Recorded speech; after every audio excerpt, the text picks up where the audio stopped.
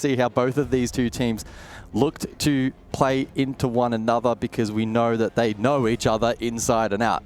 One of the things that I love to do is, like, when you look at a game and you think, right, who's the good guys, who's the bad guys, who do you want to win? Like, FURIA are the juggernaut, and they're dressed in black. On the other side of the stage, staring them down in white, is the underdogs in w7m, and underdogs isn't even the right term, because they've won a major as well. So between these two teams, you've got, what, 4 majors, an invitational, you've got the reload title as well. This is a behemoth of a game, and I think one of the good things I like about this is 2 fantastic coaches standing behind those 2 teams as well. And I don't think there's any coach who gets his team up for a game like Igor. Like, he really gets in there and he lives every single moment. Can't disagree. Of course, the maps for this particular series, we didn't get a chance to note them on the pre-match desk, but it's Chalet, Border, and Club. First 2, much more open, fluid, and aggressive, and if required, and probably likely, Clubhouse will slow things down potentially a little bit more. I mean, I say slow down, that's in the context of SAL, where the pacing is always up and about. Expect opening kills frequently in the first minute, and perhaps most rounds to be decided before the final minute. That can genuinely be the case when these two teams clash. Basement first up, and speaking of clash, bands also in play. It's Grim, Doc, Azami, or Dockaby, Azami, and Clash. Yeah, the bans, I think, are a good one. An execute heavy operator and an operator that's great at clearing space, so it'll make things a little bit more difficult for w7m. Now, with this basement defense to kick things off, you have KZ on the roam on the top floor. You know, I think back to some of the best roams I've seen on Chalet. It's all about staying hidden, but early days, you've got Volps on the Nomad. It'll be his job. There is an early engagement, and he will get, I think it's actually Dots that gets that down, but not out. And I think on the other side, there's got Legion not too far away. KZ just holding the angle, but look at how aggressive that FURIA are being on this roam. Yeah, I wonder if KZ's position is known, because he could pounce on this clear. It looks like w7m are doing their due diligence, and he is caught. And the body shot from Dots. There's a lot in this match from these two, a lot of passion, a lot of pride on the line. Yeah, doing a great job of dismantling this roam on the side of FURIA as w7m, as they've taken just over a minute, and as you said, you expected kills to come fast and furious. Another gunfight's about to kick off. This time it's Philippe Box, but he will win as one, but he's been downed on the other side. So it's a 2 versus 3 of standing players. Philippe Box is down. Nade is not too far away, but he cannot go for that res until he deals with Volps first. And just like that, Palu will secure that kill from the west main window. He'll vault on in, so Nade's got himself a 1 versus 2 here over by Kitchen. And if he can just get one of them, make it a little bit easier for JV92, it could be a big moment in this game. And keep in mind, this is all taking place a long way away from the objective, but w7m flipping the storyline of this opening round. JV92, well, he's caught. w7m up about in the opening round. A big round for w7m, a statement on Chalet, winning your opening round on attack as Igor. You know, he's shouting over there, but he's smiling, he's just having fun with it, but that is a statement. And as you said, kills fast and furious. If you're going to roam, you've got to either get value in kills or get value by delaying the attack and forcing them to clear. But within the first 30 seconds, you'd lost 2 players. Bombs from being defused by attackers. Attackers have discovered the location of a bomb.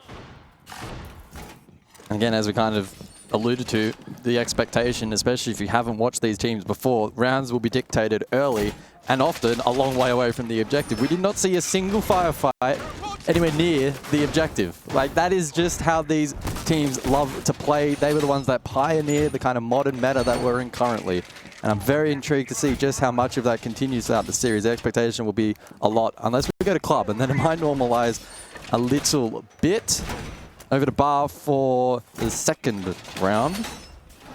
Can't say anything standing out massively to me in terms of composition. I mean, there were a couple of repicks from w7m. Blitz brought into the fray, suggesting it could be a little bit more direct, but again, that's a really good tool still for the map clear as well. Talk about like the dynamic duo that they have of JV92 and KZ and how they'll kind of play close together. It's what FURIA like to do. Look at the operators they're playing.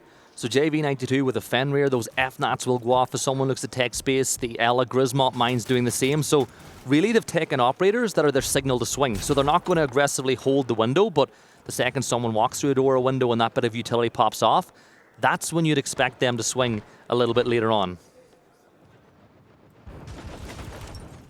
So Loban then with map entry trophy side. For Leapbox though, the first to fall elsewhere. The DMR from Volps hits hard. FURIA try to reaggress back to maybe find a trade, but it's unsuccessful. And in the meantime, Palu has been able to double down for the attack. He's done that from the safety of outside, and in doing so, unlocked vert control here for the attack. In the meantime, FURIA has still spread across the map. There's 2 on bedroom side, 1 library stairs. They have nobody on the objective, and it's a free plant for w7m. Yeah, Volps is going to get this plant down. You can see that Nade knows there's somebody over by Mudroom. He'll smoke that player off, but you're in a post-plant scenario now. Now, Palu will find another kill as you step up, leaving it all down to KZ, the final man standing. He's got a 1 versus 4. He's got to ace this round, and he's only got 22 seconds to do it if he wants to get to that case, and he's not going to, as Dodes will find the kill. But what I love what they're doing thematically here with Chalet, if you think about this map and cutoffs, they're basically cutting the map into separate sections, and they're saying, well, we know that FURIA, I'm going to let him finish his little role, but we know that FURIA are going to roam. So what they're doing is putting pressure on a player and forcing them to the cross, where you've got somebody like Palu holding either piano window or holding double window. You're basically using pressure to force someone else into a gunfight, which you're going to be favored in. Attackers have located a bomb. Yeah, they look really clinical in these opening rounds. Entertaining to watch, especially if you're a w7m fan, but for the FURIA fans and probably the players who are an extended side of the server, a little bit of a concerning start. Just some teething issues for them. Kitchen on the rotation now for the 3rd round. Emphasis on vertical control on this particular site. The castle will aid in that. w7m bringing some counter tools of their own, namely the, well, I was going to say the Twitch into the Fenrir, but they elect to pivot. Ying also brought in as well, again suggesting we might see that pacing continue to amp up a little bit here. Can also be a late round execute tool, but with these teams in play, I doubt that's probably going to be the case. Once again, we're seeing a shield operator being brought. This time it's the Blackbeard, where they found success in round number 1. Volps once more will bring the Nomad into play to cut off some flank potential for the side of FURIA. As you said, though, Palu will look. It's something he does very effectively is find kills from outside the map, outside the sites. He'll sit and wait and hope somebody will give something away, and then build the round from there. But I will say this, much better job from FURIA on getting rid of those drones in the early stages of this game, because all 5 of the prep phase drones have already been removed. Yeah, good spot. That's going to make the mid round more difficult for the attack. They can make up for that though with the Blackbeard to play frontline info, and Deimos as well for the backline threat as well. Loban lurking below. Oh, caught out Herds with the UMP, able to claim the first blood in this particular round.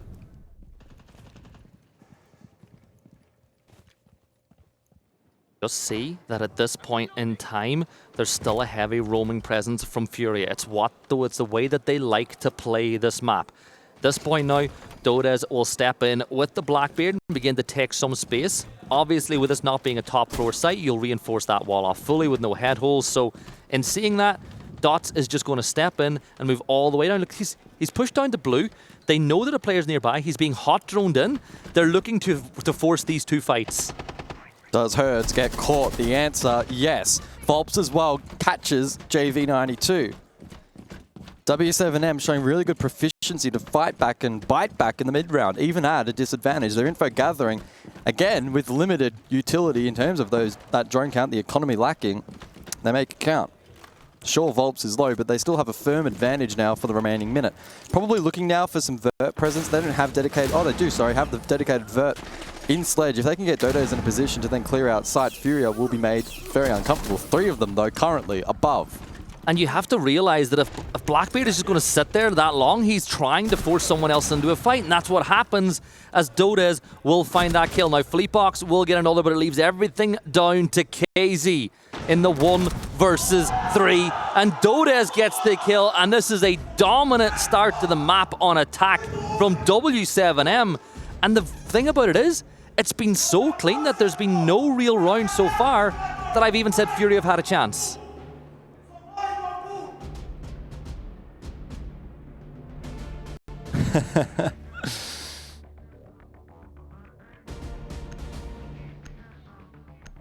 What a start from w7m. They are bringing heat into the server currently. But you'd be bold to state at any point, outside of the map officially being over, that FURIA cannot come back.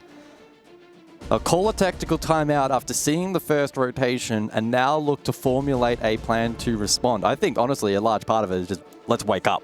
Let's try and just get at least one round on the board and gain a little bit of confidence and try to match this pacing from w7m. To be fair, early rounders looked pretty good, but when w7m flicked that switch, maybe hunt down a player elsewhere, and then FURIA looked to support the roam, that's happened a couple of times, both players end up dying. It flips the round really, really quickly, and then the anchors on site haven't been able to reposition or recompose themselves to be able to fight back them in a way that is competitive. w7m have just trounced them in the late round as well. I'm going to say pardon the pun, but what they're really doing is herdsing the FURIA players into positions where they're able to find those kills at these points. But I'm just so impressed by the way w7m have come into this game. FURIA needed that timeout because at 3-0 down, where w7m have dominated the attacks, you've got to get something really going now. One other thing to point out as well, because Brazil is played on LAN, and these two teams play each other multiple times a year. They're so used to it. They're used to it. But they all live in roughly the same area. They're going to see each other most days every single week. Like, there really is something personal about games like this.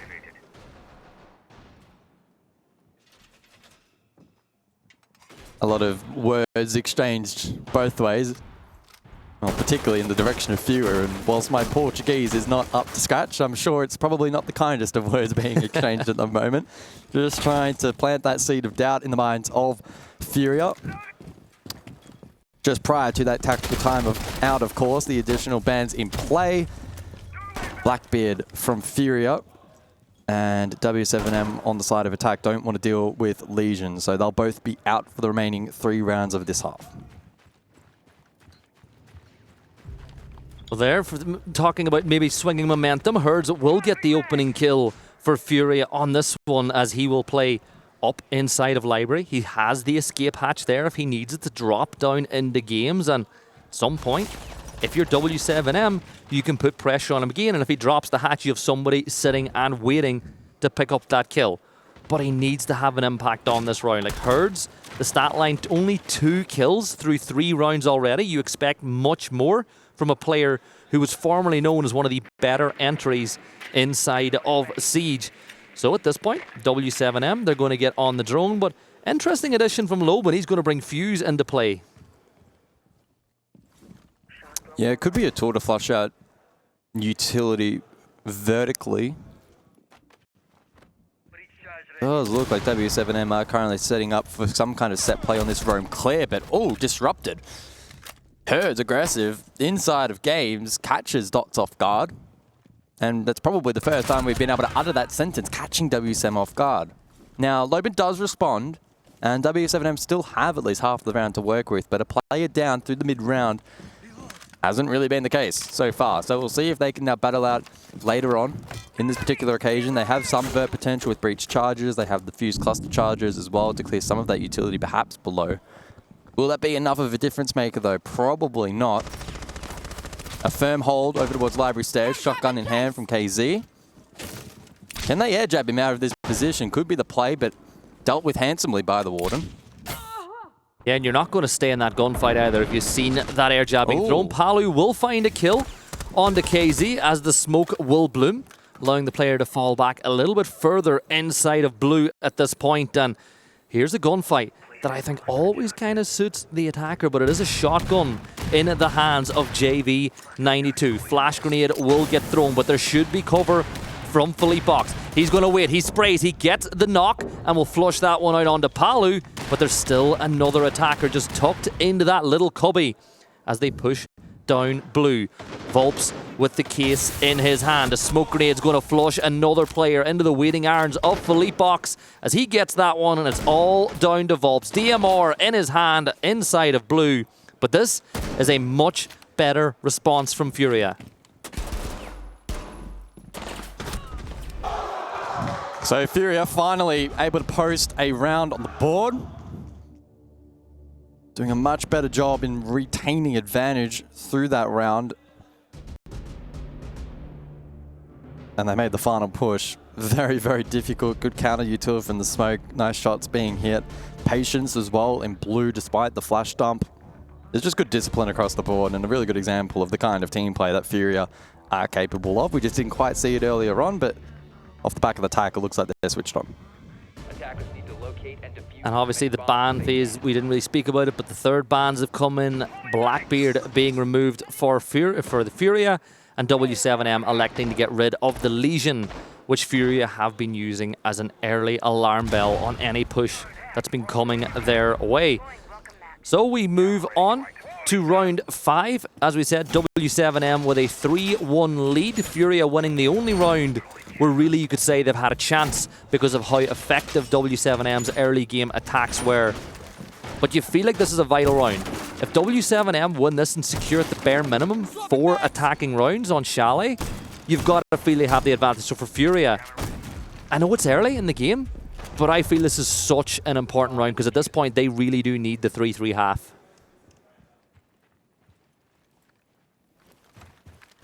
So again, a pretty varied composition once more from w7m. They introduced the Brava in play, and that can be used to directly counter 3 out of the 5 defenders. Fenrir, Mute, and the Mozzie will be vulnerable. Default cameras, of course, can be accessed.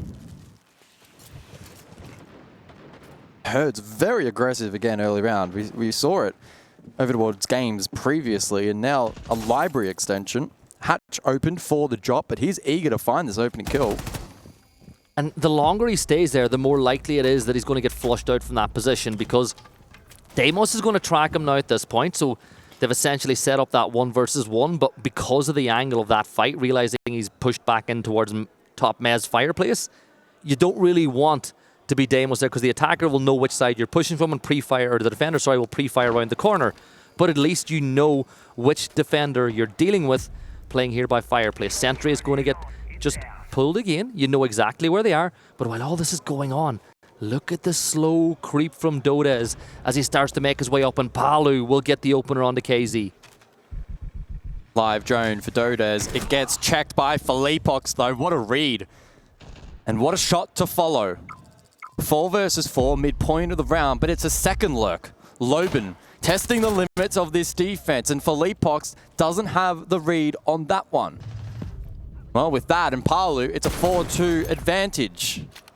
Nade and JV92, who's yet to find a kill, under pressure to find a follow-up round for FURIA. w7m looking really good on the attacking phase of this game once more. Nade and JV92 need to make something happen. Palu will rappel up onto the roof and reposition himself at this point as another smoke will go off, hoping to bait Nade into a gunfight that really doesn't suit him. Over by the other side, pressure is coming in. They're going to continue to drone with 45 seconds to go. You work out where another one of those defenders are standing, and Volps will flash off one angle, maybe trying to just disguise where he's going to push from. Nade will find a kill, bringing us back into a 2v3, but it is all down to Nade now. Dots, he'll step on in, he'll go to get the case down, but this looks like it should be another successful attacking round from w7m. A 1v3 post. Chance of victory low. Nade stalled out by the Lion scan and now progresses forward, and you can see the crossfires established by w7m ready to pounce as he progresses forward. Well, that was a bold swing from Volps. Does that give Nade an opening? Palu on the cross, Dots low on sight. Nade needs to try and break it. Shoulder peek, info gained, but doesn't know of Palu's position on the window, who gets the kill and secures the round for w7m. I think the thing you got to think about there, it's Palu. Where is he going to be? He's going to be in a window. That's what you should expect in a post plan. Yeah. So I know he looked the other way. Maybe he thought that they were going, oh, well, while you're stuck on this fight by the player on wall, we're going to go through the rotate and try flank you. But it is, you got to know your opposition. It's Palu, he'll be on piano wall. But W7M, they win another round. They've got a 4-1 lead here on attack on Chalet. And now we enter the final round before the side swap. FURIA with a ton of work to do here if they want to battle their way back. But you keep saying, you can't really rule FURIA out of any game until it's over. Yeah, absolutely not. And you think about the kind of ferocity that they can bring on a Chalet attack, right? But even a 5-1 is salvageable. They're probably one of the few teams where in that kind of position, you'd still give them a glimmer of hope. Now, the chances are still low, don't get it wrong, don't get it twisted, but much more possible than most teams. So this round then critical. Can FURIA at least establish a semblance of a foundation, at least 2 rounds and a half? It's over to bar games for this concluding round. And again, I'm liking the versatility here from W7M. They're going to bring triple specialist drones for this particular round. Twitch, Brava, and Flores. So there's a massive, massive imperative for them to deal with all of this utility. I wonder where the catch is situated from Philippox. I presume it's for the mez hold above. That would be where it's more classically used. Can also be for backstore as well for late round aid, whoever's playing that particular position, but keen to see how it goes. W7M did a very, very nice job in clearing this out last time. FURIA had a very expansive roam. I mean, it was what, a 3v5 and they still had 2 players bedroom side, so I don't know if they'll look to consolidate more a little bit this time around on defense. I think they gotta just play to their strengths, which have not really been doing. JV92, he gets distracted by utility being tossed in, and in the blink of an eye, you said it would be a 5v3. It's already a 5v3 with just a minute gone. He heard the utility being tossed, he looked to see what was going on, and in the blink of an eye, they vaulted in and got the kill. Now, Loban will be put into DBNO. I think that was one of the C4s from below, well, the only C4 that they had in the back pocket. At this point, you'll drone things out, you'll try to work out whether or not you can go for that res, but at this point, KZ does not want to swing. Dots will go get Loban back on his feet, and these are really important moments on the round. Nade will hold that hatch from below, so if they step too far this direction, he'll be able to find potentially another kill on the round. But at this point, W7M, momentum strongly in their favor. They've still got 6 drones that they can utilize to get a ton of information, plus those specialty ones. They are in really, really good spot as things stand. Critical that they just don't throw away picks untraded. That's really the only way this round unravels. Minute on the clock. And FURIA not being given the opportunity to aggress. Philippox may be able to find one, but it's good shoulder pick from Volps to bait out that particular information, and now they can cut off that particular player. Dots with Diffuser going for the kill. It's aggressive from W7M, but controlled in such a manner that, ooh, it might not unravel. As I say that though, Philippox lands a nice shot. Diffuser immediately recovered. 30 seconds on the clock. If Philippox finds a second, well, it could be big, but he gets caught.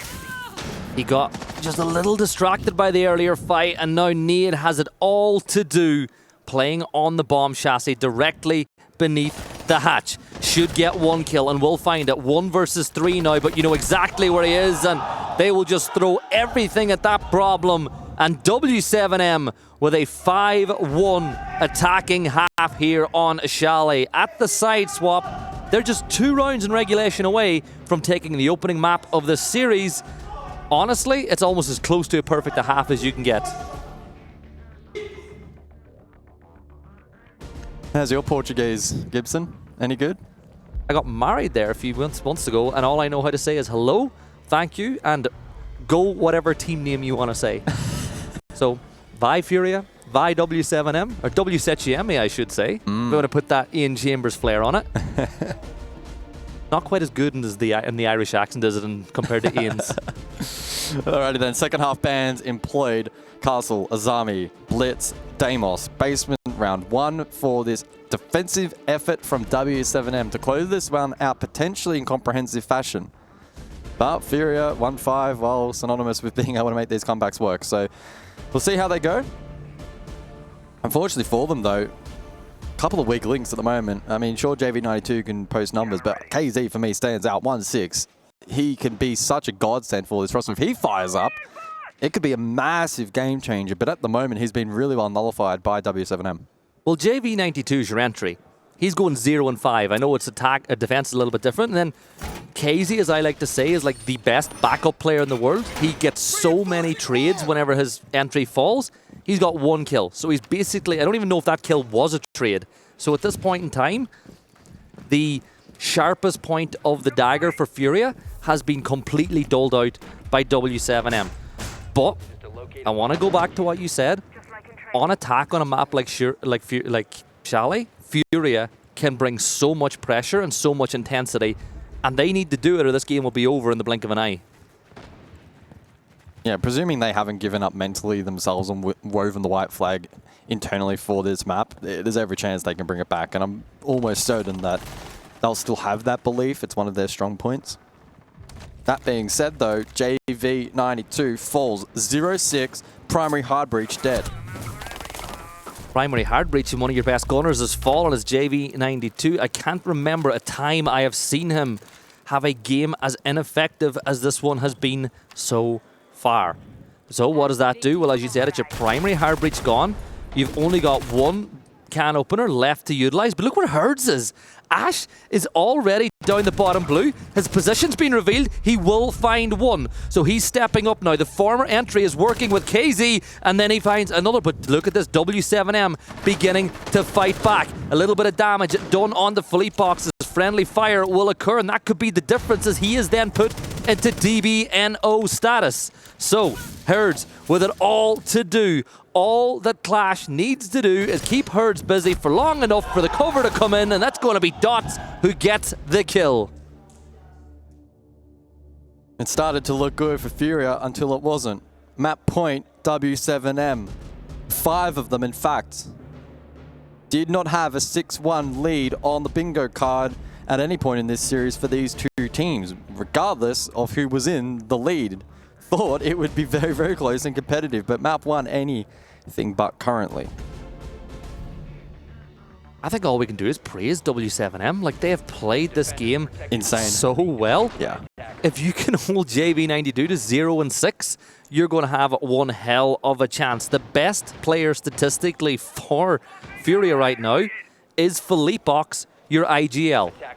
Not the player that you'd be expecting to leading the way when it comes to frags, but then you turn your attention over to w7m. Dodez, 9, and he's got 9 kills. Palu has got 7 of his own. Loban has got 6. They've done such a good job of just finding those kills and making those gunfights into their favor.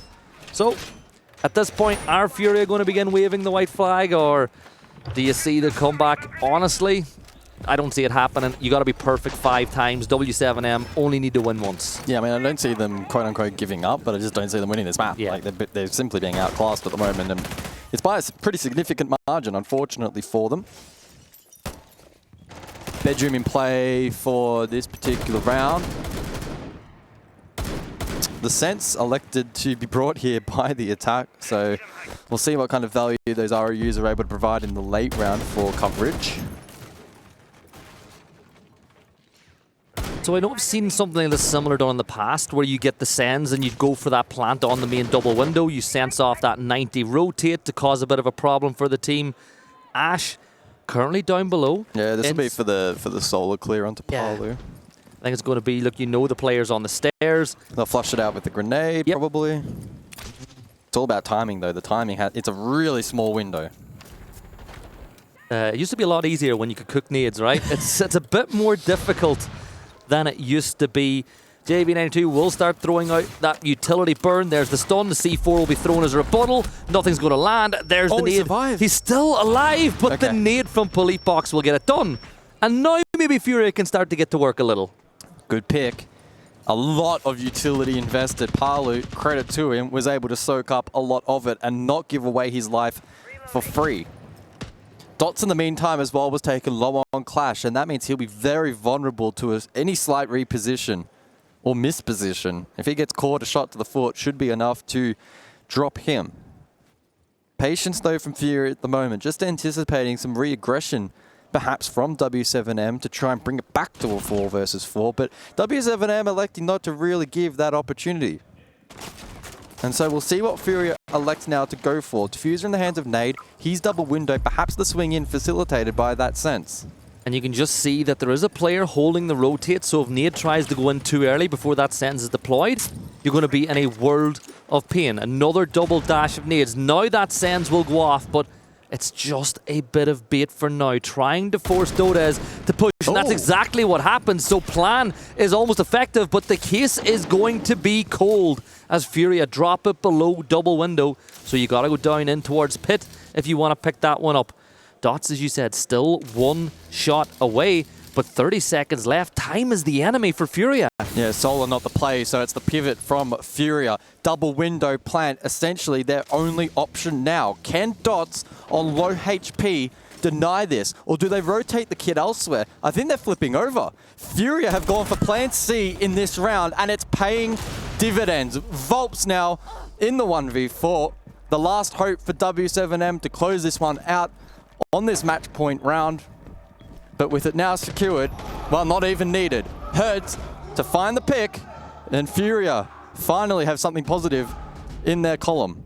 Well, that's one rung of the ladder climb, just 5 more that you gotta get up if you want to go to overtime in this matchup. But that was much better. They brought a lot of utility, but to give them credit, they used almost everything they had. You saw the clear that they had for Palu on those stairs over by Solar. You had the pressure from below so they couldn't rotate off the other way because the Ash Charge created the verticality. You get rid of that player. Well, once you control Solar, it gives you a better access. It means that no defender is really going to be able to retake that position. It means the player on double windows only got one real angle to worry about. You use the stands to bait a kill. All in all, really effective attack from FURIA. But 4 more still needed as we will change our sights, and this time it looks like we're going to kitchen.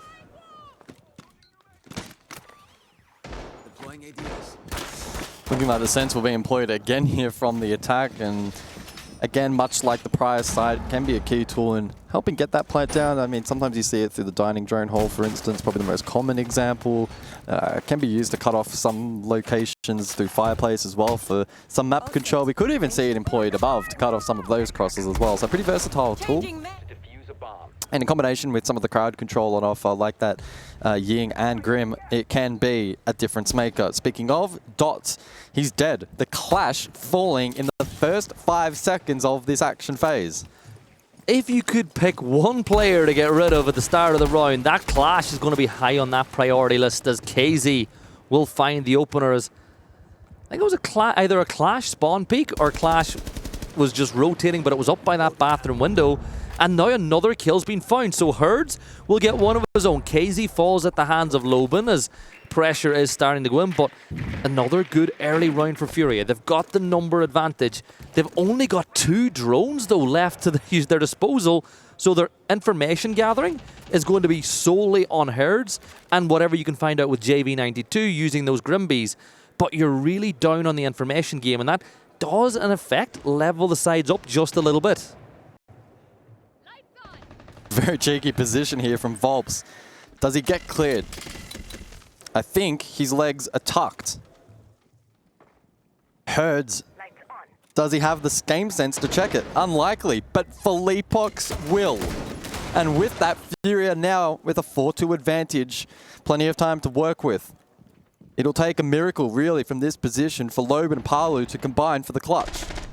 Philippox needs to have a trade available, and Herds will jump in, so he was just baiting that swing.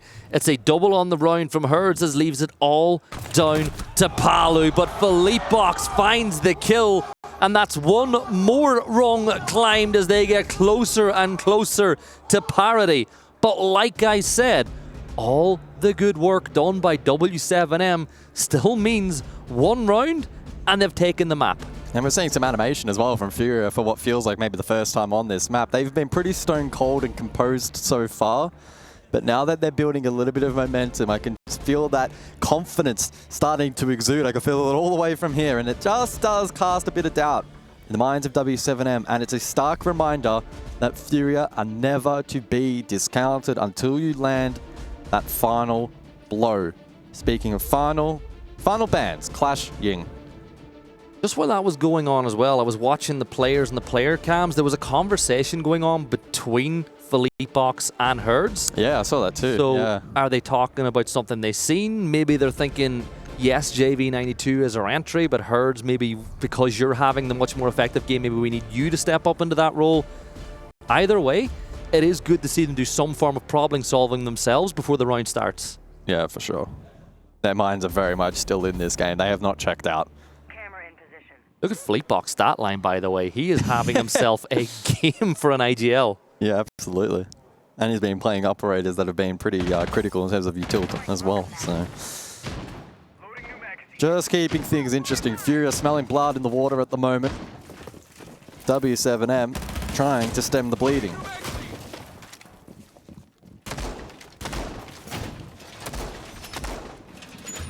Looking at this setup here from w7m, again, they're going to toss out that FNAT to give information on if they push in through Trophy or if they want to push in from that Solarium side. On the other side of the coin, FURIA have put JV92 onto the Blackbeard. And then you were wondering, would we see a change of operator from Herds? Well, he's going to switch over to the Ace, and that was the operator we'd seen JV92 taking a few times, so they have changed up that lineup, and maybe that was a result of the conversation that we'd seen. Yeah, potentially. Try and give JV92 the Blackbeard for survivability, and Herds the Ace. That was an NA nade, or NA drone. I missed it, well, fortunately I missed it. Down there. he went to throw it onto the balcony and he missed. Ugh. You'd never get that in APAC or Europe. It's an NA thing, but they've done it in Brazil.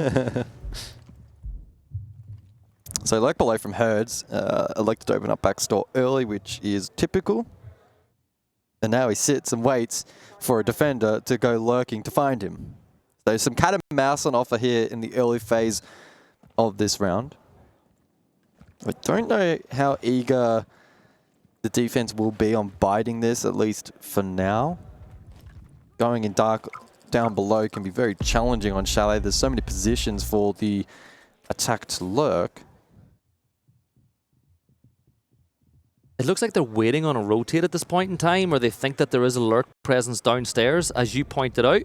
It's the way going. Nade will find the opener as Dodez will fall. Dodez, of course, 9-6, having himself an impressive performance on Chalet, but he will have nothing else to say on this map. Only positive is, with it being the Frost, you go down early, your utility will have been utilized already. It's kind of, you set it down and you play the round as things stand. Main thing is, you got to get on the cameras, and with the fact that you've got Valk, Dodez can get tons of valuable information. With no IQ on the board, there's no real way for FURIA to find out where those cameras are. Valk can triple bulletproof camera. He'll be critical later on in the round. In the meantime, Herds has also fallen. Again, his utility probably expended to the extent that is required on this particular side, but it's one less gun and the advantage forfeited for the attack. Nade's going to sprint on in. He's going to get an engagement. You can see a player just around the corner, and somehow Nade's going to win that one with a headshot. Absolutely no right to take him down, but Volps will ensure this game remains with some parity. The fact is, though, Nade will get another one. It's a triple on the round for him. You know that Volps was roaming around in basement, but he's repositioned. He's going to whiff as he tosses the C4. JV92 down to 1 HP, but Volps in a tough spot. He's going to whip out the Deagle, but it's a 1 versus 1. Philippebox with a map in his hands, trying to keep them inside the game. He's fighting with Dots, who's going to go prone behind the billiards table. It's a dangerous dance indeed. 2 seconds to go. You gotta win this. He gets the... Was it a down or would he go prone? Either way, w7m takes Chalet. I think he was just able to stay alive, playing the dance of death there on that match point round. In doing so, survives on time, and w7m surviving the threat that FURIA were posing as that map concluded. 7-3 in the end. FURIA will no doubt be disappointed with how things turned out, and elation on the other side for w7m, who played some really clean siege for the vast majority of Chalet. The big thing, though, is the next map is Border. A map that, as player for Enterprise said himself, is a map that FURIA have a brilliant winning streak currently on. However, it did look like there were weaknesses on that map yesterday against Enterprise for FURIA. You gotta feel like a team like w7m, if they get themselves into the positions that Enterprise got themselves into yesterday, they will take that map. So this is by no means any foregone conclusion that FURIA will force a third map. Still expecting 3? I'd love it. It's the last game of the day. 3. Yeah, absolutely. I would love 3 as well. And I think FURIA showed enough resilience there towards the end, and they didn't mentally check out, that I'm still confident they'll go behind the scenes. They'll rejuvenate, maybe have a quick chat, what went wrong, what can they improve, and formulate a plan that could still be good enough to take down w7m ultimately in this series. Yeah, at the end of the day, I think it was just those early game picks for w7m on attack, just to be able to herd FURIA into positions, but they do get the game over in the end. It looked like for a while FURIA might be about to claw it back, even in that last round in the 1v1. It almost looked like we got there, but that's map number 1 in the books, so I think it's about time we jump into a quick break, and when we come back, we will be there for Border, FURIA versus w7m. Do not go anywhere.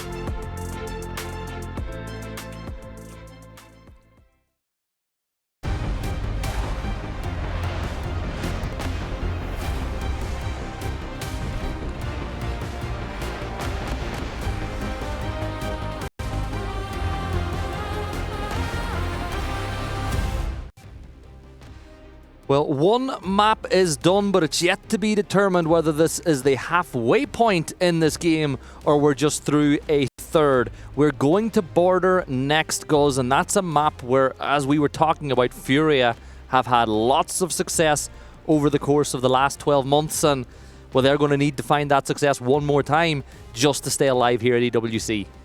Yeah, map 1 was, unfortunately for FURIA, a bit of a slow start. They took a long while to find their footing back on Chalet, and by the time they did, all it took was one snappy round from w7m to be the final blow. So yeah, very intrigued to see how they respond then in map 2. I think for me, the biggest test was, does FURIA check out of map 1? The answer in the end, no. They were able to, show some signs. w7m looked very, very, very, very good though. Especially on those initial attacks. They were completely dictating where FURIA played, clearing them with ease, and there's not too many teams in the world where you can say that. No, they just understood how Chalet flowed to perfection, and they'd clearly done their VOD review on what FURIA liked to do. But the biggest surprise I had was, if there was any region where you don't expect a team to start off slow on LAN, it's going to be Brazil. And if there was any team that you expected to kick things off the right way, it would be FURIA. So for them, they lost that game really in the opening 3-4 rounds because of how slow they were out of the trap. So they need to turn things around as we get ready to go to Border. At this point though, you can see very different mindsets. All of the FURIA guys, they're at their desks, they're talking through the headset, but we've got ourselves a little team huddle going on with w7m. As one thing I will say is they always seem like a really tight-knit group. Igor prefers to get the team in close around them to have those pre-game talks, whereas it does look like on the other side of the coin, or the other side, I should say, sorry, Igor, I used the wrong coach name, that's my bad. Norris. I apologize, but you know what I mean. It's one coach is taking the mindset they're talking to the team through the headset. The other one, it's a really tight-knit group.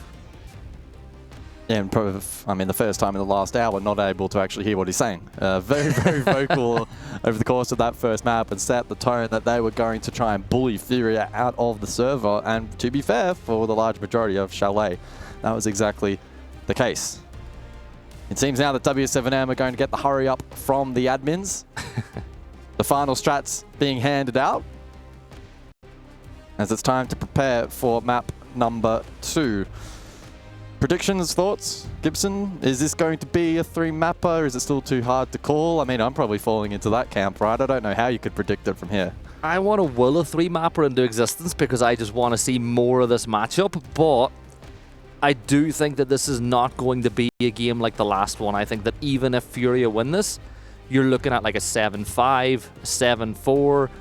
I think that this will be a much tighter affair, and the thing is, you just have to look to yesterday if you're w7m to work out how FURIA are going to play this map. And a team from the APAC region, from Oceania, they basically took them right to the brink on this map, and they did it by, I don't want to use the words, cheesing up some attacks, but they didn't go with a conventional style of attack against FURIA, and FURIA really struggled. Well, headsets on. Only a moment away now from jumping in to map number 2 between the two titans of Brazil.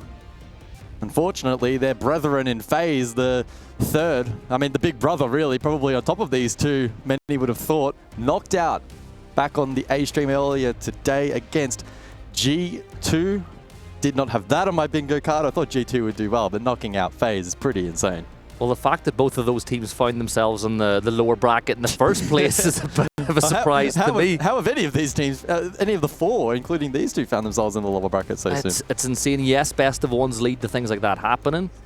I'm a little disappointed. I was hoping to maybe see FURIA and FaZe run it back once more to see the two twins going head to head. But this game right now for w7m, they win this map. They will progress, they will send w7m home, and maybe that hunt that Palu has been having for silverware over the last few years could potentially be about to end. But Banfei is going to get things underway on a map like Border.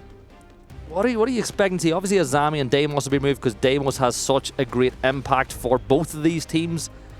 But really, I don't really know where we're going to go with the second ones. Yeah. Don't want to make too many bold predictions. Border's the kind of map where it can be a little bit more open in that regard. Maybe something like a mirror Ying combination would be sufficient. And yeah, I mean, completely missed the mark. That's why I don't bother on Border most of the time. Smoke Nomad to follow up. Smoke a powerful tool in denying things like fast hits archives, fast hits front door for workshop, etc. So yeah, don't mind that ban. And then Nomad, well, that's going to aid w7m re-aggressing quite a bit through the mid to late round. Well, the ban phase is done. We're jumping over to the prep phase here on Border as the game is about to begin. Looking at it from the early stages, the defensive lineup, when Mira's available on a map like this, you're going to take her. Clash, of course, being brought by Vulps as well. But Armory Lockers, this is one of the sites that, funny enough, Enterprise had most of their success attacking. Yeah, I wonder how many learnings FURIA maybe took away from that particular map. I think probably, to be honest, the biggest differential compared to this match was they were taking on an OS team on the other side of the world, and the meta was very different. They're not going to have the same issues here with w7m, right? Again, it's a lot more about just the 1%ers and execution, so... Well, it's like that argument you talk about. Some teams are just better sparring partners for others, so even though you might think one team is superior, the matchup just might not necessarily suit them. w7m will be a completely different team, you know, and that might just suit FURIA here on Border. But early days, they will deal with one of those mirror windows. Ash will work. Jeez, I went very Irish there for a second, then I windows. That's one of the most colloquial terms I've used in a while. But early stages for FURIA, they've got plenty of drones to work with. They're getting into those standard positions. Nothing really surprised. Loban will play by break room, where teams like to make a little bit of a fortification.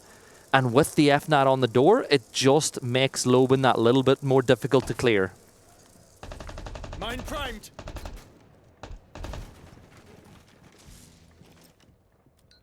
Loban going searching a little bit, maybe if there's any counter information that he needs to deal with. FURIA getting stalled out. Elsewhere, they Palu falls. Herds gets that one, and the aggression from Loban tamed by a JV92 that had a quiet Chalet, and he'll be looking to find some form here on Border, but all signs positive for the opening phase of the map for FURIA. You've got control now of Rafters up above waiting room, as Herds will find a double on the round. That's the vend of Vulps in this one, so you've lost the clash as well, with only really 2 defenders left alive, and both of them isolated, one on either side. Dots will find a kill with Tachanka. Does get down in return, so it's only Doda's left alive. Doesn't have a C4, takes the beepers, but KZ will find the kill, and FURIA kick things off. They lead in the series for the first time. Yeah, it didn't quite capture. I was looking across at the overhead how the opening kill went in favor there of FURIA, but another example of the snowball effect. w7m sense that they're now in a really weak position, immediately try to find a snappy trade on that top east exit. Denied by FURIA, good read and denial, and then they're just able to control the round from there. Attackers need to locate and defuse bombs.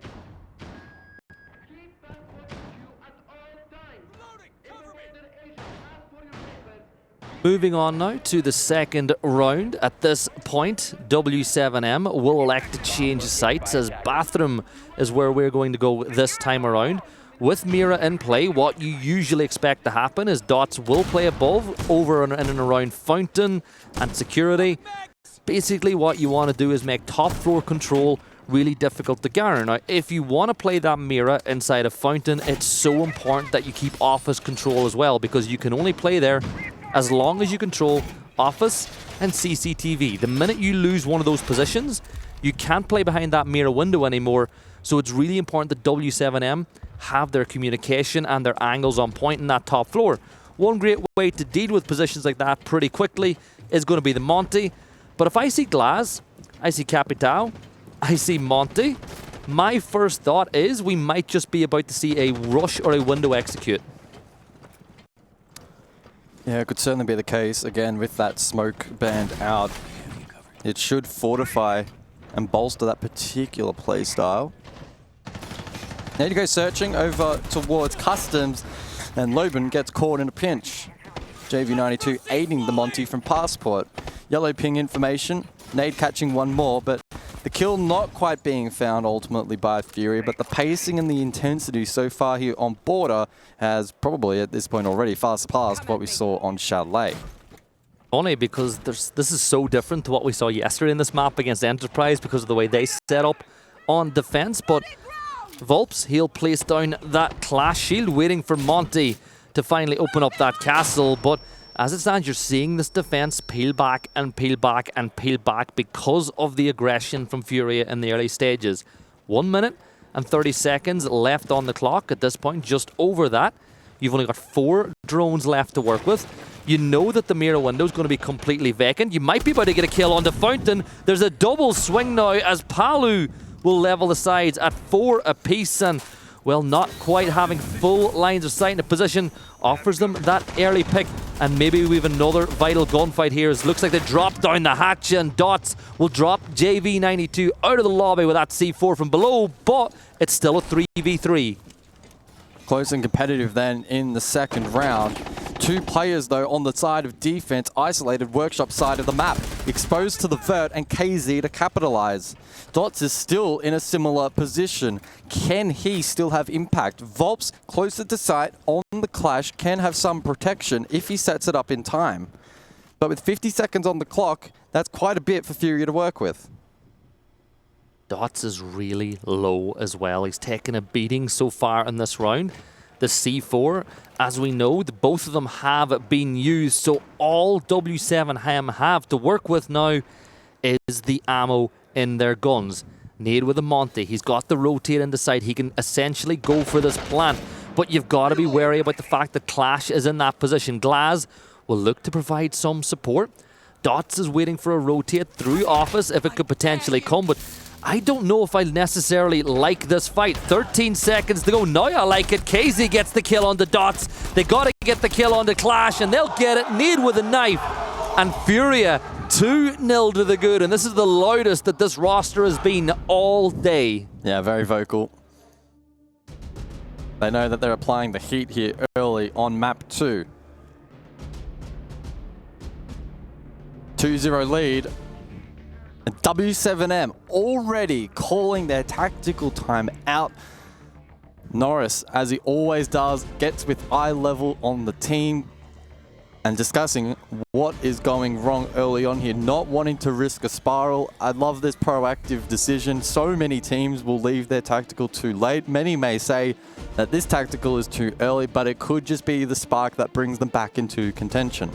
Funny enough, I call these early timeouts a twister timeout. Obviously, the coach of Secret, he's known for taking timeouts really early in a game if he doesn't like what he's seen. And funny enough, coming from the exact same region as both of these two teams, but they're basically saying we don't want FURIA to continue to build this momentum. There's still 4 rounds on defense, so it's early enough that you can really turn the tide of this game. I have nothing against that timeout. I think it could be a very good thing. But as always, it's vitally important that FURIA are not allowed to win this round. If you take your time out and the opposition win that round, that is a mental warfare win. Tactical timeout concluded as we prepare for the 3rd round of Border. It's workshop in play, I believe. And so we'll see if that can be a difference maker for w7m. I mean, typically it's not the strongest of particular objectives here on Border, but they're all pretty open and do offer an opportunity for defense to find some advantages. Full repick from FURIA. They've sacked 4 drones in this round to gain information, sensing that they want to go for something different in this round. Looking at what the switches have brought into play, right? You've got KZ now with those extra drones on Flores. Those Roteros can be used to pop those Goyos really early, which will, you know, get rid of a lot of the time delay that's being brought in this one. Dodes, of course, you can get rid of those gadgets as well by just throwing a drone through them. But the thing is, with you said earlier, you thought maybe we might see a Ying ban. FURIA have brought Ying a few times now in this game just because of how effective an operator that Ying can be when it comes to those executes. Nade the exact same on Capitao. I think that in the early stages, you'll see FURIA poke and prod to work out which of the two sites is more vulnerable. They've got a really good lineup for attacking either or.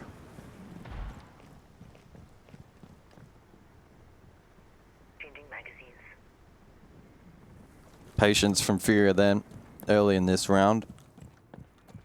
May look to limit test a couple of different positions, as you are alluding to. Shotgun in hand. Is an archives hit, or objective rather, not down below as I previously mentioned, so apologies for that, but currently Candela's being cooked. What's the follow-up like from FURIA? Distracted elsewhere is Herds. Engagement with Loban, who's yet to find a kill here on defense.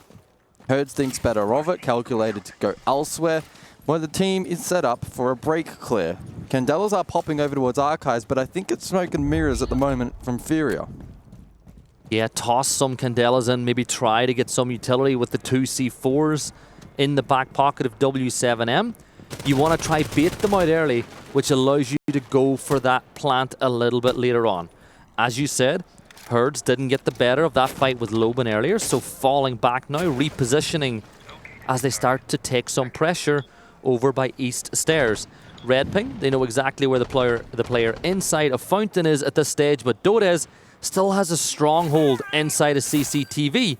And it's really important that Herds can help his team clear that position. If you're not alive to the threat that that player can be, it can cause some problems. An early game trade as Dots and Nade will get rid of each other. Dodez does step up and get a kill on KZ.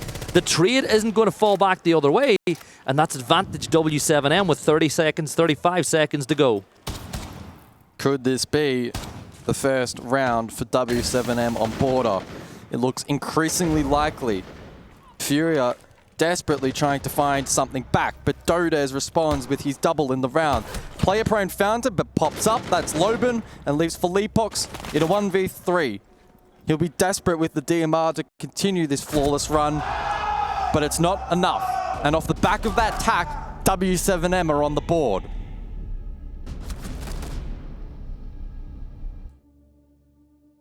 Not going to be as loud this time after that round win from W7M because bit more reserved. When you're not winning, it's a lot harder to be that loud in the matchup. But they took their tack time out, they won the round, it's job done. You're now one round behind with a couple more to go. We're going to see that next ban phase, which is usually the more reactionary of the two.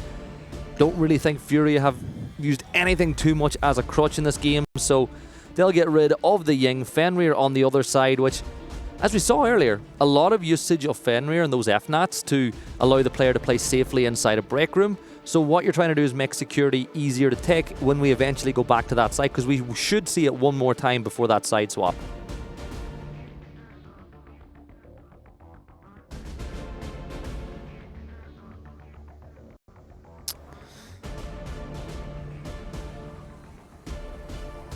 Alrighty, let's jump in then.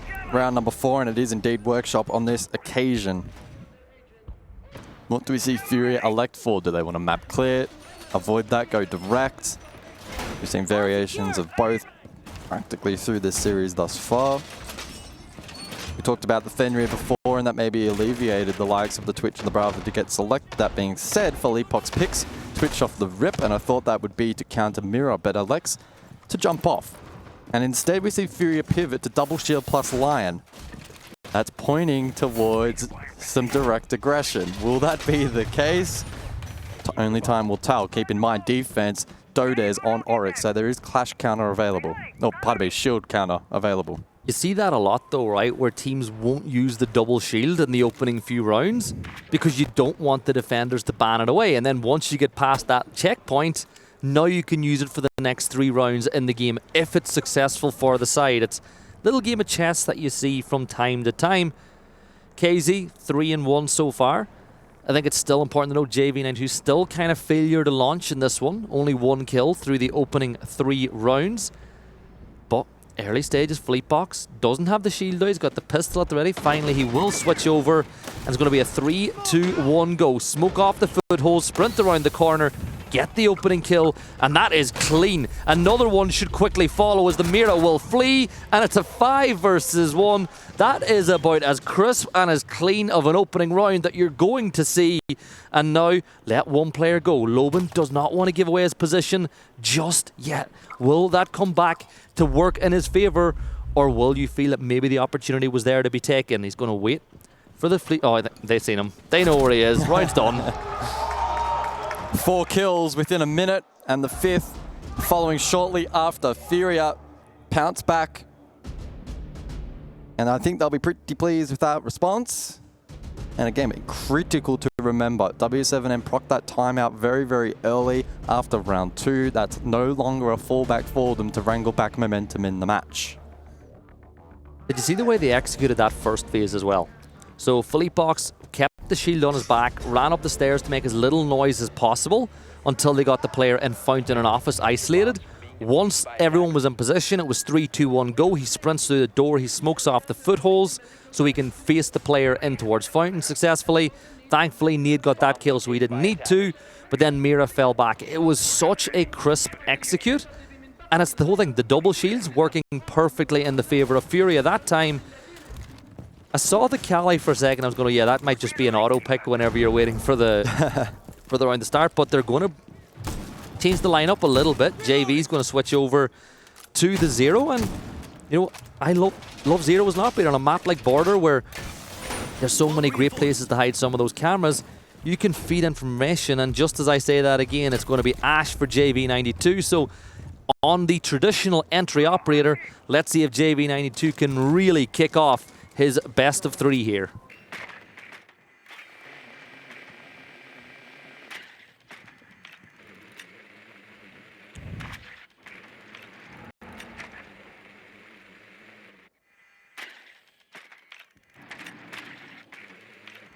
So early drone work then from FURIA in this 5th round. The pacing to once again slow down. And given the lineup in play, that does make logical sense. Now Herds is in Archives. So to Loban on the other side of almost catches the timing. Loban sprinting across on a shoulder peek in response, but some ground taken now by FURIA. Dodes in support, off the side. Loban with a late reinforcement to fortify his position. Yeah, make sure that no pressure can come from that 90 side. And Nade was tossed, but you'll see one of those Goyos popped, which will slow down the push for about 20 seconds from now. So still pressure inside of Fountain. Tubarao with that DMR from Loban. He can, if he hears footsteps, he can slow them down by throwing the utility out, you know, as you freeze them in place in essence. But you know where one of those defenders are. You've got JV92 holding that cutoff over by Office in case they try to flee that spot. But for now, it looks like they're happy to just hold with 1.5 minutes to go.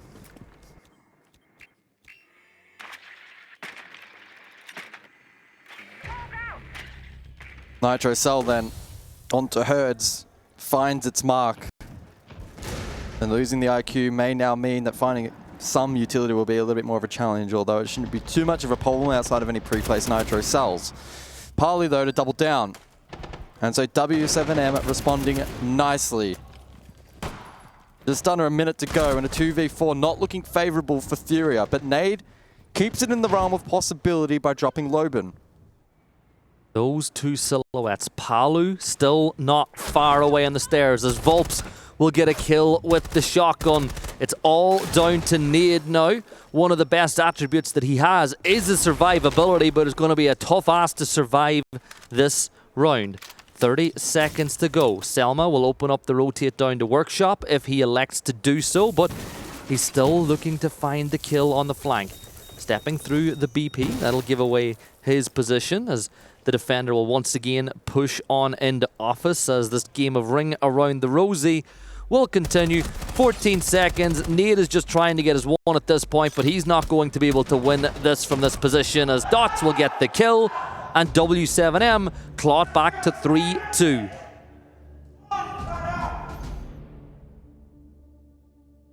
Norris getting vocal again.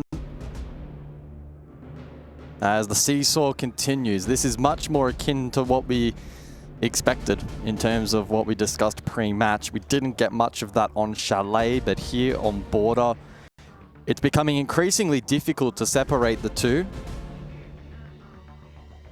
Another relatively close round with just a ton of really quick trades, which is the hallmark of this region and these two teams.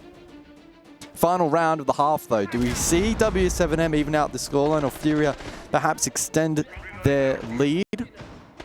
Back on the top floor we go once more. Mirror still in play. The Twitch to counter. It's probably going to be one of the more intriguing battles to see. The Clash also surviving the ban phase and available. And that too might be really good in opening up some more positions for defense to play.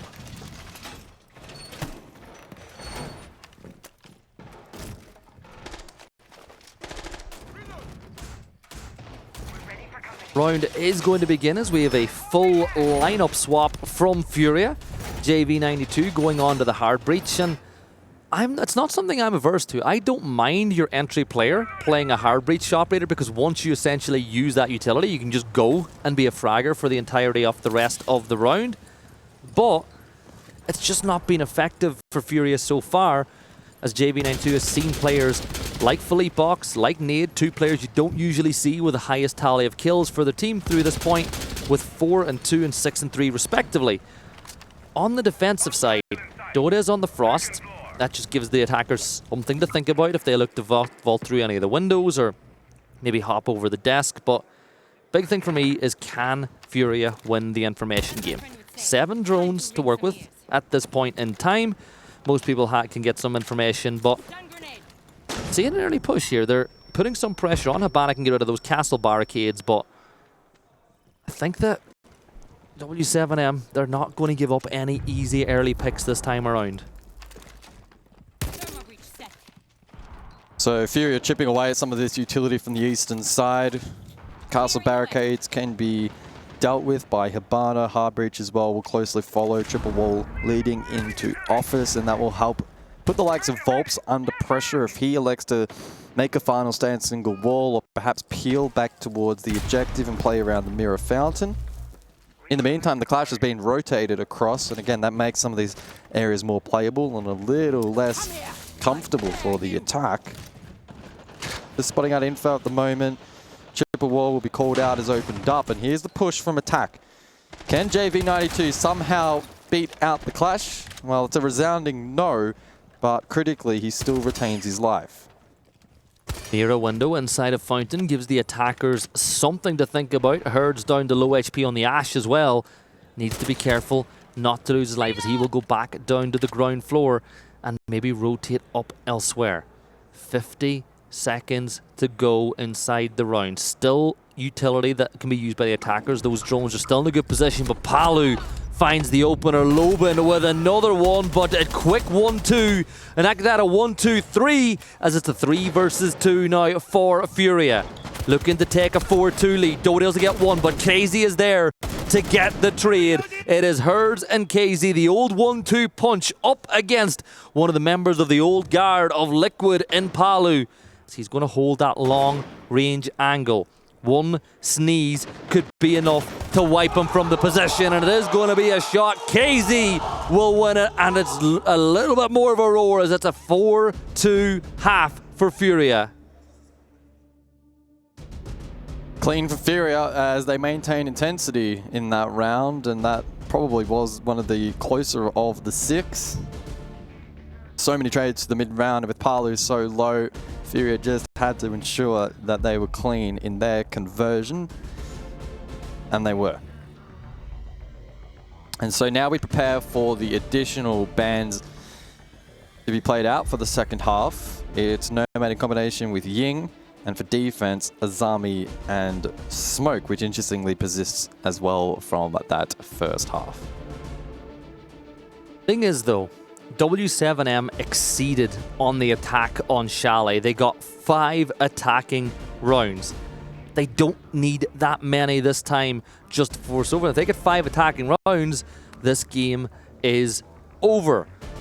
One of the things that they did really good at Chalet was hold lines of sight, hold rotate cutoffs for FURIA, and pick up those free kills. On Border, it's a map that you still can conceptually do that. It's a little bit easier on the top floor than it is to do on the bottom floor.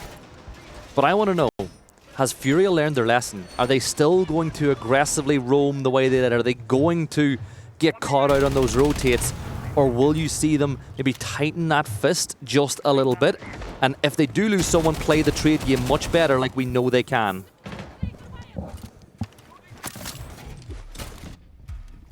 Yeah, very intrigued to see if the same dynamics we saw in the first half will transpose themselves into the second. The Amaru, though, for round 7, what kind of impact may that have? Is that indicative of maybe a sandwich hook in combination with the Archives hit? I mean, it's probably the most typical combination. You can use the Osa outside on the Archives Belk. Probably the play, guys, as well for coverage. It's going to be the sandwich plant, isn't it? So you put all the pressure. Well, he's got the kit. So. Yeah, you put all the pressure over by the Archives door and you go in and you plant. We've seen so many teams do that this event. Look, if it works, it works. That opening pick will certainly help with it as well. KZ not able to throw any more of those goo mines, one of which you could throw in that sandwich window, which could give you a little bit more information. But again, like, it's one of those things. We think that's what they're going to do, but they're in no panic to do it. You've got to still do a lot of your A, B's, and C's, scout things out, maybe lose a player like they just did, but Dodes keeps the numbers in their favor. And I think just by putting pressure in sections of the map like this, you're going to convince FURIA that sandwich plant is not what you're going to do. Yeah, Volbs is still lurking outside with that diffuser in hand, but currently on drone. Osa, in the meantime, has set up those Talon shields, and so they're prepped and ready to go in a moment's time for this execute. There's a lot of pressure on the likes of JV92 and Objective to have those yokais in place, but also gun up, ready to go for denial. There's still one C4 in the hands of Nate as well. And Diffuser's been rotated, so Amaru is no longer the win con. Oh, but JV92 gets that kill. Oh my god, he gets the second one. He had literally a millimeter of an angle to get that kill, and he finds it, and that slows down the attack. The case is cold. They know where it is. The C4 rings out, and it's a 3v1 now, as it all falls down to Dodes with the DMR in hand. One logic bomb to be deployed. He'll set it off as he looks to find a kill, but that one play from JV92 has completely derailed the W7M round, and FURIA should be about to take a 5-2 lead. No, I suspect that W7M will be quite displeased in this particular attack. Of all their attacks played so far in this series, it has been their weakest. We saw them in a position of strength. They went for the pivot to try and consolidate Archives, facilitated by that Talon shield, and it was just a slight misposition in combination with some insane shots from JV92 that were able to completely dislodge this attempt. With that, FURIA are going to extend their lead 5-2 Border, unless Dodes can find 2 more, but only has 10 seconds. Yeah, he's not going to find the 2 kills. FURIA will not give it away. The case is cold. They just want to get this round over and done with as soon as possible. He creates a 1 versus 1, takes a bit of damage, but JV92 will get that round. FURIA jumping into the lead a little bit further. And it just silent. Oh.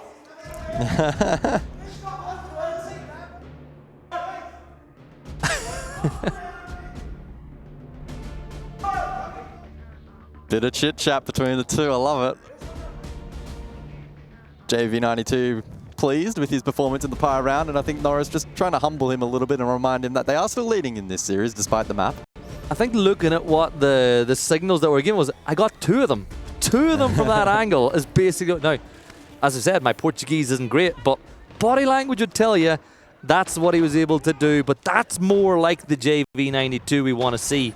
But the big one for me, Nade is 8-4.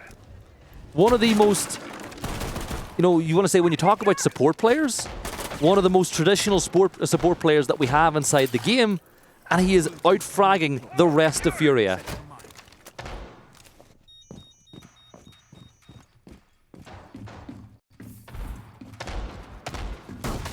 I guess the question now is, do W7M have the resilience that maybe FURIA weren't quite able to tap into back on Chalet and remain competitive here on this map? Because as close as it has kind of felt in the server round to round, this has the potential now to kind of blow out a bit of a 7-2. W7M used their tactical timeout very early. FURIA are on a roll currently. If this continues on defense for FURIA, they have an opportunity to stamp authority back in this series and set ourselves up for a very entertaining club. There's no chance FURIA use that timeout anytime soon either. You don't want to give Norris the chance to talk to his team and maybe find something for W7M to work with. And with that being the case, I think for W7M, they need to force the issue. Dodez will walk in. He's got himself that suppressor on the L85 as he looks to creep his way inside of jail, clearing a lot of space. Hatches close, so no way a defender can rotate from that position. There's nobody playing top metal as he creeps his way on up, but he doesn't want to go any further. You don't want to make any noise. Remember we spoke about catching FURIA players on the rotate? That's what he's trying to do. Oh, KZ actually shoulder picking that position. Don't lose. And catches Dodez. It just feels like everything is going right for FURIA at the moment. Or maybe not. Yeah, just as you say that, JV92 will find another kill. 3v3 now as the FNAT will ring out the position of Dots as he will flee, turning his back to the door. Another FNAT, another stun thrown so he can get back outside that window. But if there's one thing in the favor of W7M, yes, Lobin is low, but 2 players for FURIA are as well. Lobin will find one of them as JV92 will fall. Almost a spray through the wall. Catching one as Palu will also get put into DBNO status. Philippox and Nade with Lobin and Dots to deal with. Nade will confirm out another kill as Lobin falls, leaving it all down to Dots. DMR in hand, but Nade with another one. Nade is having himself a brilliant game here on the side of FURIA. I think he's up to double digits now. Match point, FURIA 6-2 the scoreline. And whilst the maps themselves haven't been particularly close, to be fair, round to round it's been somewhat close. FURIA though, just having that additional gear here on board feels like they know the map inside and out, and even though things didn't quite go to plan back on Chalet, here on border, comfort has been found. As you mentioned, Nade, double digits, 11 kills. He's been very impactful. It's not what you usually see from him, but he's been effective for FURIA. You know, if you're sitting at home as well, or if you're still at the venue and you're playing for Enterprise, you're going to say, well, we were much more effective on this map against FURIA than W7M have been so far. And I think that game yesterday might have just woken FURIA up a little bit to some of their weaknesses here on border. And it's worth pointing out as well, the map advantage does ring true. Like W7M convincingly will win on Chalet. Border in a position now for FURIA to win it convincingly. Clubhouse is looking closer and closer now, and that could be a really good, because that's a map that tests your fundamentals more than any other. Yeah, absolutely. And may well see a very different tempo where a lot of it's more late round and execute heavy, etc., compared to these kinds of maps where it's mid-round, map control, etc., etc. Top East hold from Philippox with Clash. Castle adding a bit of soak for utility, but that's pretty easily dealt with by Palu on the Habana. Who's had a pretty decent series. Sure, negative here on map 2, but I wouldn't read into that all too much. Can they deal with this top east hold, though, is the question. Is that where they want to spearhead this attack from? Multi-pronged, though, from FURIA. And as I mentioned that, it is actually FURIA to fall first on this spread out defense. Palu does find the first steps up for entry on hard breach. And in the meantime, on the other quarter of the map, Dots with control on Monty. Lobin with Raura as well can close up a lot of space if you get into the right positions, as they'll begin to work on clearing Philippox from this position over on top east. KZ still locked in place over by Fountain as the push begins to come, and there's another knock. 2 players are going to fall, leaving it down to Herds and KZ as W7M starts swinging. Dodez gets another with the one tap. Well, can we call it a one tap when he took about 30 attempts at it? They do win the round anyway. W7M close the gap just a little bit, but still FURIA remain on map point.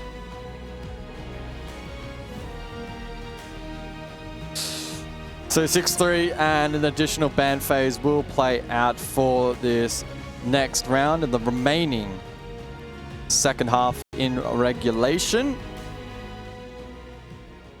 I do wonder what these bans will end up being. Perhaps the Clash, we see quite a bit of it. If not, maybe Mirror.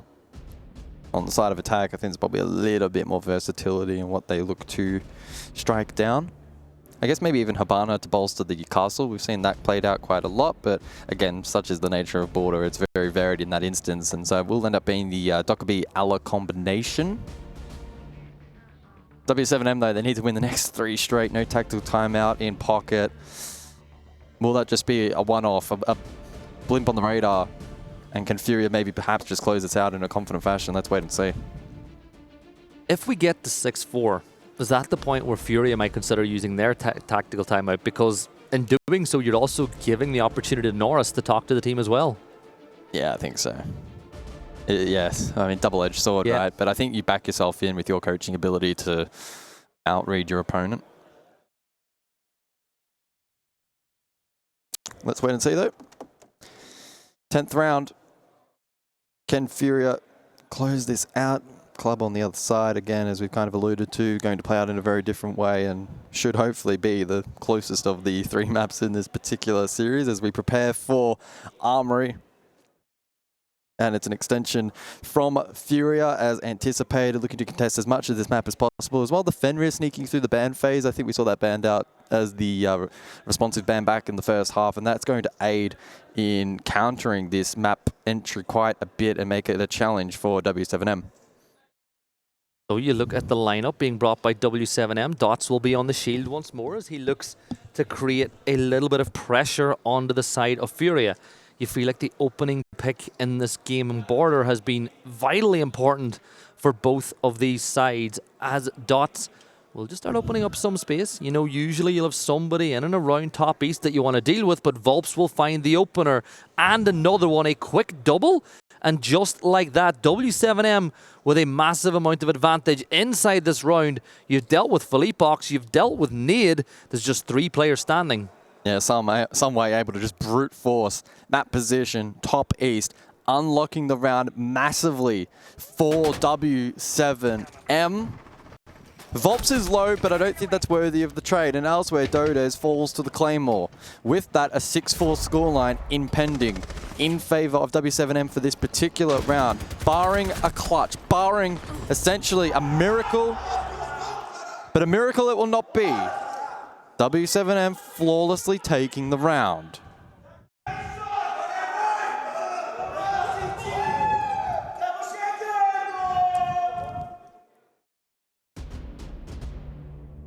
Feeling it. Yeah. W7M putting the pressure on at this point, and they're just 2 rounds away.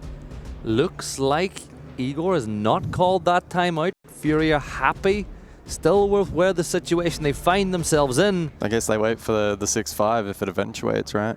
Yeah, look, I guess you still got to trust the team that you have. You got to trust the plan that you want to execute. But every single round that W7M have found success on, it's been off the back of early opening kills, quick ones, quick 1-2 punches, leaving FURIA basically fighting with one hand behind their back for the rest of the round. And if you do that against a team like W7M, they're going to punish you.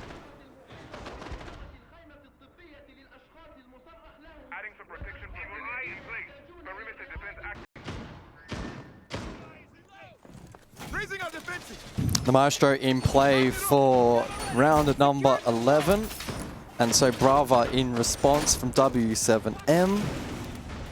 The Twitch available. We'll see if that's selected into the mirror and how hard W7M want to counter pick into this defense.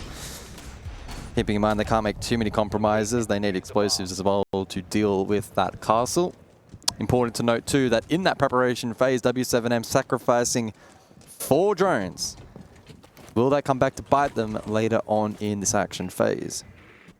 One thing is they have a direct counter to Philippox's Maestro. They've got Brava. They can steal some of those cameras away. 1 BP as well that they can utilize if they can get the drone into the position that they need to. If I'm FURIA, I'm stepping back just a little bit in the opening minute of this round. Don't give the early kill away. And just as I say that, we have our first fight in Angers. Volps almost finds an opening kill inside this round. Well, he had an explosive last round over towards top east. I believe got the opening 2K. Really opened things up decisively for w7m.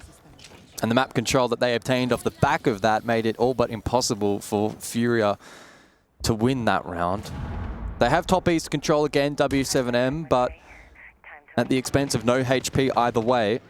Still 10 players up in the server, and they'll look now to progress that over towards break, spearheaded by the Monty. Yeah, Palu with full east control has an idea. There's someone in, and yeah, Palu hits those. Herds is going to fall, so it's a 5 versus 4. Now Palu, you can see all those blue silhouettes, my friend. You open up that wall too soon, and you might just get a little pressure coming your way. They'll send Monty up to walk right on in. The Selma will be, I think it was the first pellets will be there. The Selma will be dealt with. Yeah, I mean, there's a big investment. The Castle in combination with the Maestro in combination with the player off is doing everything they can to maintain hallway control. In fact, the first Castle barricade still hasn't been dealt with because both Maestro cameras are still standing. Philippox is making this so frustrating and soaking up not only utility, but critically time. Minute to go on the clock, and the hallway is now finally being cracked by w7m. The castle barricade is still there, though, which means that you're forcing these players into a funnel through Fountain to get into sight. Now, Fleetbox is inside a Fountain. He will be spotted out as you pepper in the corner. KZ will find a kill, but Nade is there to find Dots. So as it stands, it's a 4 versus 3 match point here in the server, but w7m are fighting hard. It's a 2v2 now. Palu with one. JV92 needs to win this 1v2 to force the third map, or will w7m get that little bit closer to winning the match? Well, there's one down player. You're in a 1 versus 1. You know where he is, but Dodez wins that, and now it's 6-5, and now FURIA, how is your medal? Wow.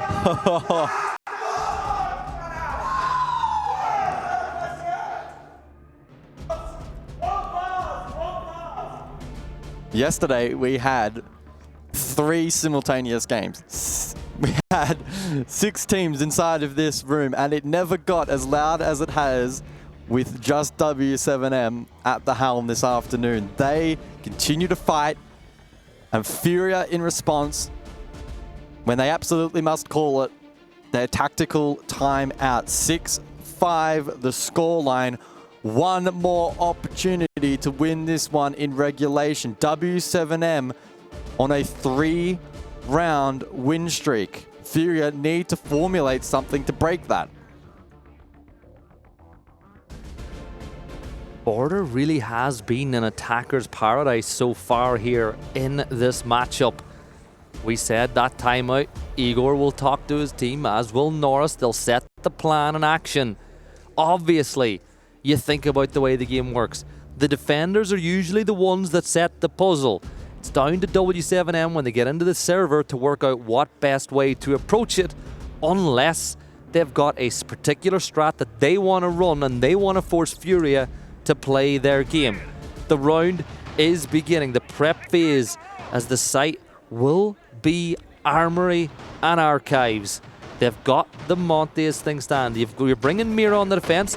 Herds brings out Capcan for, I think, the first time we've seen him in this game as well. And bringing out Capcan at a time like this, if it's not spotted out, could be a big issue for w7m.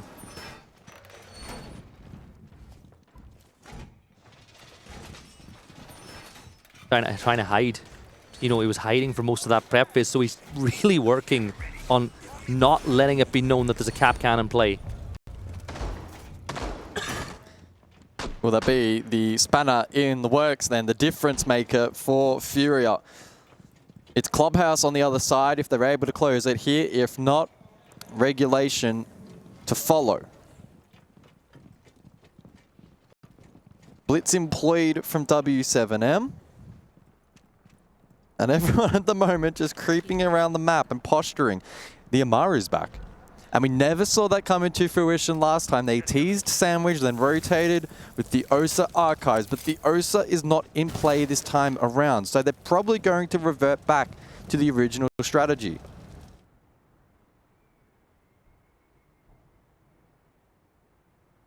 very, very quiet on border has been the first 50 seconds. You look at your lineup, you talked about that original plan. Blitz has been brought in lieu of that Osa, as has the Monty, but everyone's just waiting. Nobody wants to be the team that makes the first move. Now, Herds is here. I don't see any explosives that could help him if anybody walks in from Breck. Now, Philippox, it's his job to prevent them from losing Breck. Dots checked out Rafters, realized there's nobody playing by Breck, but it's all so slow. This feels tense, this round. Midway point, and there hasn't been much in the way of action. Still meddling for Control security side. W7m playing patient on the exterior. And FURIA not giving away much. Herd still deep in security. Philippox alongside, also in support, can play the angle 90. The intensity in this round has been insane, but a double from JV92. Is that going to be enough? Amaru comes in, but it's a 4v1 FURIA. Well, it is Clubhouse a call, and Dodez, he's going to get swung by Herds, and we are going to a third map. And it was slow, it was patient, but it was Nade who capped off one hell of a performance with a big C4 that blew all of W7m's plans apart. It was such a slow wind-up round, and then bang! Double nitro. FURIA then consolidating the rest of the round, finding success from that tack time out at JV92, letting them know all about it. Smiles on both sides. There's a lot of love inside of the server here, but the rivalry is very much alive, and Clubhouse is going to be one hell of a map. Honestly, I'd probably go as far as to say it could end up being one of the highest quality maps of Siege played at this event so far, if it goes as I suspect. Well, just as one of the people who's going to be casting that map, that's what I want. You know, being a little bit selfish on it. During the break, whenever it comes after, I will try find out what the score in the game, the other game that's happening right now is over on the A stream. But you did say it was all smiles after that matchup. Now, would it have been the same case had FURIA lost that map? I think there would be a little bit of a different emotion. But as we were saying earlier, it is important to remember that a lot of these players are friends. You know, they're living in the same area, they're playing on LAN every single week, they see each other all the time, but at the end of the day, does that work against these teams? Well, because they know each other inside out. That's what's going to make Clubhouse such an intriguing map, because, I mean, even at the best of times, you often see very similar strategy employed by both teams. On this occasion, it's not only that factor, but layered on top of it is the fact that they know each other inside and out, and it's again, it's been about the 1% this entire series, but Clubhouse, that's going to be even more so the imperative nature of the map. And yeah, I'm just so eager. FURIA, resilient. W7m showed even probably more signs of resilience on that second map comparatively to Chalet, where they almost were able to push it to OT, but in the end, it wasn't quite enough. Yeah, well, look, we are going to jump into a quick break. When we come back, it will be Clubhouse, it will be FURIA against W7m, and it will be the game that sends one of the Brazilians home. We'll be back in a few.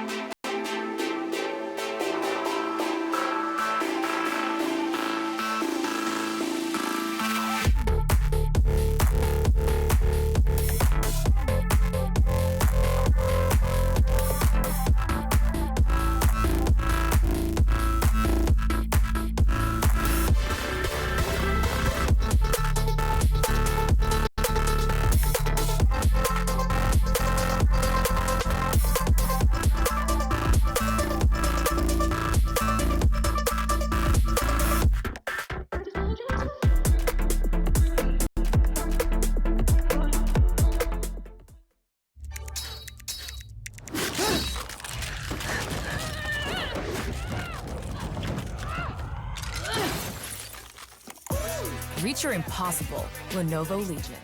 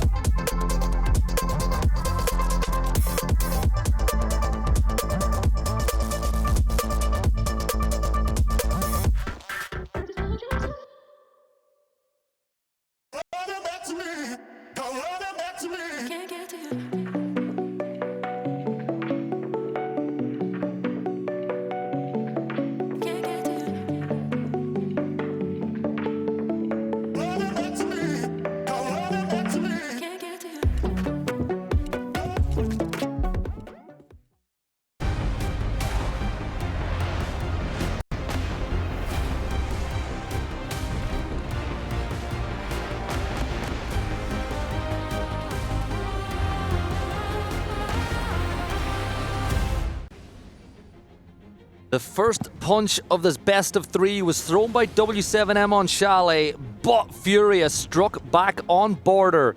It is Clubhouse now that is needed to decide which of these two teams will be progressing and which team's EWC journey will be ending here on day 2. Guz, at one point on Border, it looked like FURIA had the game more than won, but we saw some of those weaknesses again as w7m brought it all the way back and nearly forced overtime. Yeah, absolutely. I think, like for like, the resilience from w7m has certainly been better than FURIA, but I think it does nullify and reset a little bit. Third map, neutral territory, and it's a map which is going to play out structurally quite differently. We've had Chalet, Border, now into Club. It's almost a bit of a reversal. We're anticipating a lot more late round play, and fundamental structure is going to be fairly similar from both teams. It's going to come down to very, very minute, small details, small moments in this matchup to see who can win out. Well, I always say that you need one map in a pool that every single team is comfortable on. It was like back in the day it was Oregon, now it's Clubhouse. When you're trialing a player, Clubhouse is where you're going to go. When you want to test your fundamentals, it's where you're going to go. One thing's for sure, these teams are going there. One team will be going home afterwards. And, you know, we're just looking at Palu, a player who has been so close time and time and time. I think Atlantic City is really the only time that we saw him raising silverware, and that's a long time ago, guys. It really is. He would love to do it again here at EWC, but if he wants to do it, you've got to beat FURIA on Club. Yeah, I mean, I hesitate to say it gets a bit easier from this point onwards, but to some extent it may well actually end up being the case. It's tough opposition to find yourself up against in only day number 2 of this competition, but a good litmus test to see how you may perform going later on. If one of these teams can have perhaps a dominant victory, I'll tell you what, it will set themselves up very, very nicely for the rest of their run here at EWC 25, but it looks like The server's ready to go. Club is loading up, and these two teams are ready to go to battle. So the ban phase is underway here. The first two operators removed from play will be Kaid and Thermite. And straight away, you're seeing the difference in the bans on Clubhouse compared to what we see in other maps. So we'll see the hard breach and the breach denial removed. The question is, will they double down? Will we see a Habana removed from play? I think we might have to wait and see. It's going to be Monty and Bandit. So FURIA have gotten rid of the two main forms of breach denial available to w7m. Yeah, and on the flip side, in terms of analysing the attack bans, Thermite, one of the big influential players on this map, especially for top floor. Monty is very versatile here on Club and can be used to help facilitate clears on so many key positions, but won't be available for FURIA in this opening half. Gym Bedroom to kick things off. Can w7m set themselves up with a commanding lead? Test FURIA's resilience, which is still in question here in this series. Well, Dodez, he's just going to reinforce that main wall in the CCTV. Looks like they will extend out a little bit, but this is par for the course. You reinforce this section of the map, you force the attackers to waste utility, and by getting rid of Thermite, you've already moved a ton of the hard breach utility. The counter to that is they will bring Nade, so Nade will bring Ace, so he does have the Selma charges that he can utilize. They've brought a couple of pocket can openers as well. We watched this map yesterday, and one of the biggest issues that we saw time and time again on this gym bedroom site was Enterprise weren't opening Jacuzzi wall. You're forcing now by banning Thermite to bring those can openers and to bring the Selma charges, and you know for a fact that w7m, they're going to put high priority on that Jacuzzi wall. So Kennel's side currently, and if FURIA are to encroach that side of the map, they'll run into a pretty fierce hole, top red and Cash, and well, just on cue, Volps in Cash finds Herds for free. That was a bit of a strange entry, and I think I may have even heard a laugh from here. I think that may have been from w7m, I'm not too sure, perhaps curious as to why he was in that position. In the meantime, as you aforementioned, Jacuzzi likely to be opened up, and that has been the case in this round.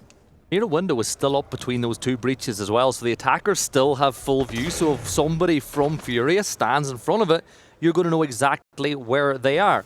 But Herds has already fallen. It's a 4 versus 5. You've lost the sledge at this point, but you'll continue to go around your jobs inside the server. Another FNAT's going to go off. They'll make sure that nobody will swing that construction breach to put more pressure onto FURIA. But at this point in time, w7m with the opener, all the onus is on FURIA to make something happen. Loban, though, finds a kill.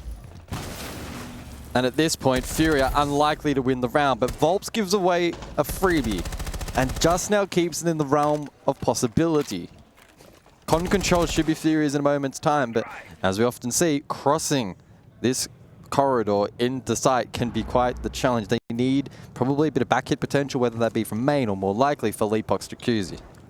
And with the mirror in play, you got to assume that it's in Logi, and you can see that they're still holding Logi. Actually, double mirror setup that we see, and it looks like they tried to just vault in the window to make something happen, but Loban will find JB92. Nade will be the next one to fall inside of construction, and it leaves it all down to Philippe in the 1 versus 4. Case is cold. Loban's going to swing to the window to end the round here and now. He's going to flee, realizing that the jig is up. Philippe knows he's there. But for w7m, a great starting round. There's 30 seconds left because this round is all but over. It is now. Soul smiles for w7m, off to a good start. I will say, in terms of FURIA's teamwork and synchronization, pretty poor. Saw the Rust entry Cash side from Herds, that was dismissed. We saw even in the 3v5 where there's still a chance to make it work, very disconnected. Volt in Gym, not connected with anything else. Jacuzzi was stalled out, Con wasn't taken.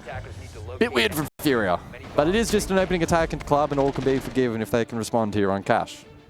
a second site, so they're electing not to go to basement as one of their primary road parts of the rotate, so it's worth keeping an eye on this game, whether that's just a trend or whether they want to play this position before the next set of bans are going to occur. Remember, mute is the only real form of denial that they have in this situation, so you expect FURIA to get that wall open. Next point of case, or next bit of action for them, will be, of course, getting control of rafters inside of Garage. You look at the lineup, well, they've got the perfect lineup for it. So you can use the Grimbees to detect the position, you can use the Capital Firebolts to move them. All in all, you've got the right lineup. But again, we're seeing a lot of Ying shotgun in play in these games that FURIA are playing in. Yeah, it seems to be a thought process behind that one for them. Could it be a potential security window vaulting with that shotgun? Probably the most likely outcome. Either that or it's a red stairs lurk of some kind of description, I would assume. Yeah, we'll wait and see. Be intriguing. Probably going to be the case where it's a bit of a slower wind-up for FURIA on this round, and that's the expectation for Club, is it to just reel in a little bit. The Barner trick from JV92. Let's see if he knows how to cook. Shotgun pistol close by from hers, as he'll be able to open that wall once the X-Kairos detonate. All soft and early success. Dots lurking below. I can see that orange outline. In blue, could jump out and catch a timing. Actually, the Rotero from Flores to ensure the wall is now opened up. What are FURIA cooking up here? This is a little bit unconventional at the moment. Yeah, they've not really put any effort towards clearing anybody from inside of rafters. We spoke yesterday about some teams using 2 players. That's exactly what they're doing. One by the window, one a little bit over towards position 1, and that'll be JV92. He does get that kill, so it's a 5 versus 4 now. Those Candelas are going to start going off. Maybe we'll see that Ying execute, but still inside of blue, inside a secret, there is a defender for w7m. And any form of a vault into this window now will be instant death. And even if Dots does fall, he has the position to trade, but I think with that pressure coming on, he'll rotate back to site. A minute left to go, and the numbers in the favor of W7, or in the favors of FURIA. Yeah, JV92 still with diffuser in hand. He's outside main breach. Second layer of utility now to follow from FURIA. Capitao and Grim likely to combine rafters. You would imagine for FURIA. Volp's under pressure, flamed out, pushed out, dead. Did he know there was somebody behind him inside of Garage, as well as Nade will begin stepping further up. 5 versus 3 with 35 seconds to go. We've still not seen what Philippe Box is going to do, but Dots will spray the wall with JV92's brain off in the distance to put the numbers a little bit closer. 4v3. 25 seconds. There's another silhouette. Right yeah, there. He's right behind the window. Dots will get a kill, but he's traded back. It's a 3 versus 2 now. Another kill, but it's Loban that will find it this time. 13 seconds, big opportunity for FURIA. Philippe Box with the case, but Loban finds another one. The case is cold. It's a 1 versus 2. He can't go for the plant. He's got to find the kills, but w7m pull right from the brink. And FURIA are going to really wish they had that one back. Yeah, it got a bit messy there from FURIA. How has Dots been allowed to walk straight through the middle of sight? Claimed 2 kills, sure traded, but then it threw off the structure from FURIA on attack. Messy, messy, messy. And I forgave them in the first round because of 3 versus 5. You expected the timing and the synchronization to perhaps not be as critical, but again in this round, just didn't quite sync. They went for a bit of an unconventional approach. Still tried to clear key common positions, and for the most part rather successful. But when they then had to transition towards execute for site control, that's unfortunately where it fell apart. It was very on-FURIA. Like you said, it was very disjointed, you know, discombobulated to be another word you could use. As it looks like we will be re-hosting the lobby at this point, and important to note, of course, the coaches can't talk to the players during the rehost. I'm not even sure the players can talk to each other based on the rulebook, and as we look this way, it kind of looks like that's the case. Yeah, didn't quite catch which team had an issue, but saw a rehost called in chat, and so the lobby will now be reformed. At this point in time, I'm not sure how much that really favors the team or anything like that. I think FURIA probably needed a bit of an opportunity to just chill out and reset and stew in what has been, unfortunately, not the best of starts for them. And we saw Chalet, slow start, took them a while to show any semblance of a comeback, and even then, that was stunted pretty quickly by w7m. And so far, it's looking like a similar storyline here, that just not connecting on attack the way that we know they can. It's the first time that we're seeing any of the maps in the series where the team that starts on attack has not been able to take, really take any conviction in the game. Like you think back to Chalet, that great start that w7m had. We moved on over to Border. It was the same from FURIA, but it looks like the pace has slowed down just a little bit. I want to say this too. The view that you guys had on camera a second ago is basically the same view we have, that I love being able to look at the players. But what we're going to do while we're waiting the players to get back in the lobby, we're going to throw it to a very quick break, and we'll be right back.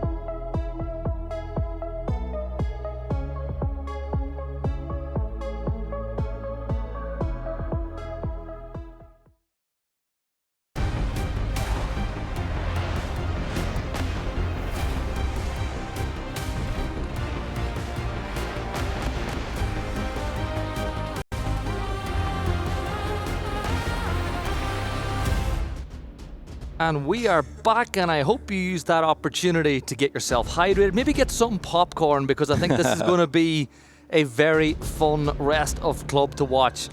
If you're just joining us now, we are on map 3 of this best of 3. The loser goes home, the winner will progress into the playoffs.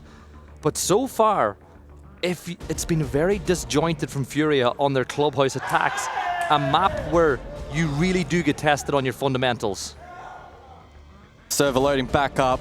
FURIA backed into a corner at the moment. Still early stages of this third map, but a 2-0 lead for w7m. And as you mentioned, w7m are playing well. FURIA, in my opinion, though, playing nowhere near full strength. Timing and synchronization has just not quite been there. They've had a couple of unconventional approaches in how they want to clear particular position, and that's inherently okay. But their execution falling short at the moment, and w7m are exposing weakness. Yeah, and this is an event that this roster hasn't really found a lot of success in the past as well. Has FURIA or the old w7m, the new w7m, looking to change their kind of org's history here over at EWC. But if there's one thing we can say about FURIA, they have shown in the past they can tidy up their issues. Like even back when you think back to that Chalet, they did tidy things up, but it was just a little too late. Too much damage was done in the first half. Like at the end of the day, if they win this round or they get out of here with, you know, if they win this one, you're like, well, those first two rounds didn't really mean much. You know, we're back to a 2-1 and everything's fine.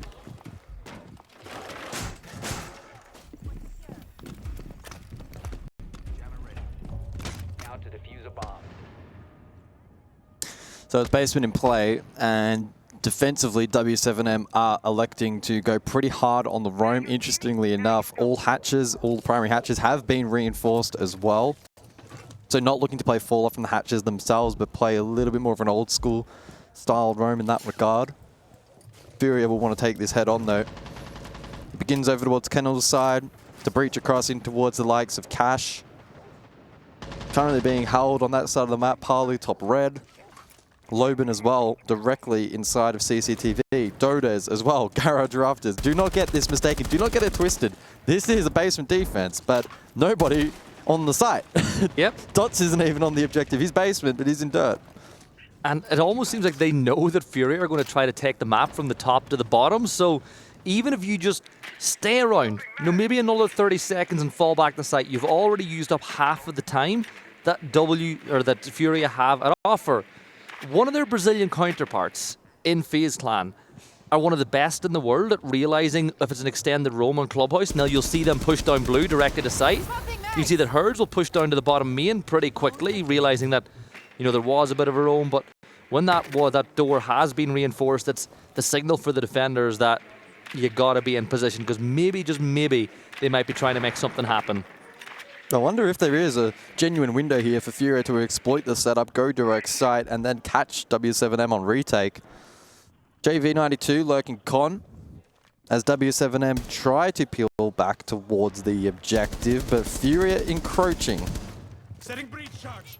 Yeah, look at this. They're right into Moto. You can see some of the stuff. Volpsto will find that opening kill as he finds one on main, almost another, but Dodez will shut it down. This window of opportunity has been shut straight away by w7m.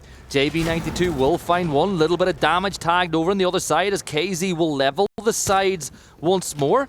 Maybe, just maybe, FURIA have found the opportunity they need to make something happen, but blue is still not clear. JV92 with a double now. You can see there's a potential backstab as he pushes down. Mira's right around the corner. Mira gets the kill, but now you know where Palu is. So at this point in time, with one defender above, one defender on site, this could be an opportunity for w7m. But can you find Palu on the Mira? Palu so tempted to swing here, goes 24 seconds. The fire dart will force him back, but the case has to go down from JV. Yeah, JV92 to dash across now, over towards Arsenal.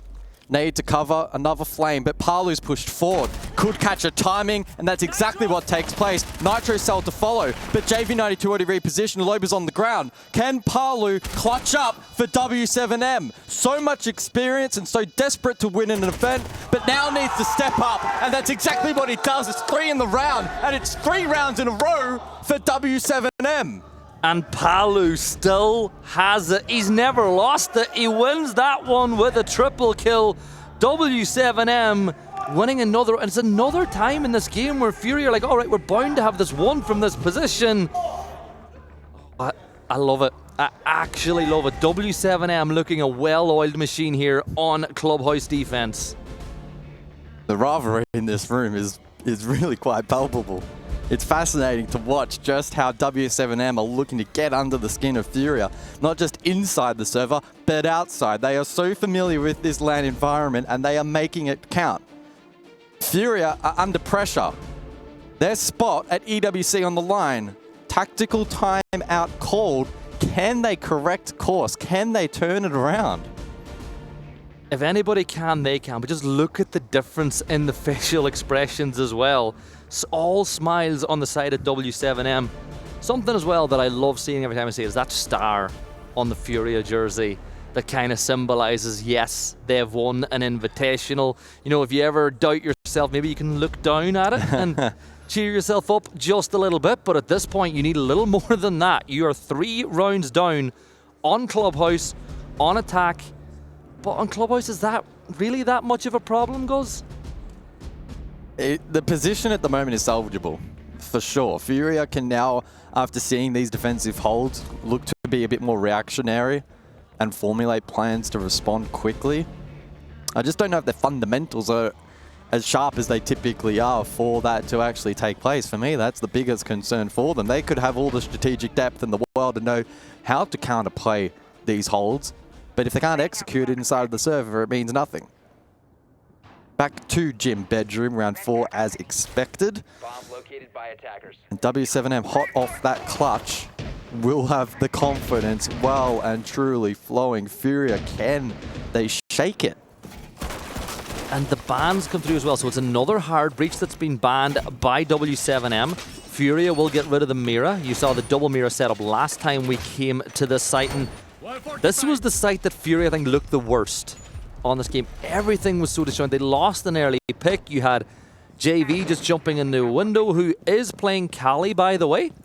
It's worth pointing that out. No mirror obviously being banned, so maybe you'll expect something at long range, you know, get rid of a mute jammer. Oh, there we go. Volps will fall. Herds spotted him over by the other side by CCTV, and it's a 5v4. Early pick. The wall is, my old eyes, I didn't realize that the wall was reinforced there for a second. Yeah, a bit hard to see. So FURIA advantage, and that's been few and far between on this map. Looking to now convert this position. Clear Kennel's side, and as you saw, Herds on the Roteros as well from below. Deathmark on Dodez and KZ to capitalize. This is looking better from FURIA. They're commanding the map with a little bit more authority. Yeah, and they still have an idea that there could be someone looking to play that extra trade to maybe retake top rafters. So they're not going to necessarily go in blind, but you will still have the hold being held. Herds down below inside the kitchen. You've got Palu directly above him over by Logi. He can do that. The hatch is, of course, as you can see, open, but nobody on the roof from the side of FURIA. You look at another thing worth mentioning. On a site where we can see verticality have an impact, especially from C4s from below, none have been brought by w7m. So they need to defend this site from this level. 5 versus 2. KZ falls, but too little too late for w7m. And after that tactical timeout, FURIA will successfully convert. Finally, getting around on Club. Around they so desperately were searching for. But Loban, hold on, could clutch. And I tell you what, he gets that final kill and turns it into a 1v1. It could have been his. Not to be though, and FURIA now on the scoreboard. And it was Nade that got that kill, and so many times is Nade that player who cleans things up at the end for FURIA. Coming off the back of what was an excellent game from Nade, he gets that one. w7m, they finally surrender around here on the defense on Clubhouse, and if FURIA win the next, well, you're going, whatever about that bad start, they've rectified the problems that we have, as Herds has a little laugh in the all chat inside the game. You know, one thing I like about the Brazilians is they usually decide to give their chat out loud, vocally across the stage, whereas some of the teams here, they like to try to get in the minds. I think we saw a lot of it from Weibo earlier today. Yeah. It kind of worked. I think they did upset DZ just a little bit with it.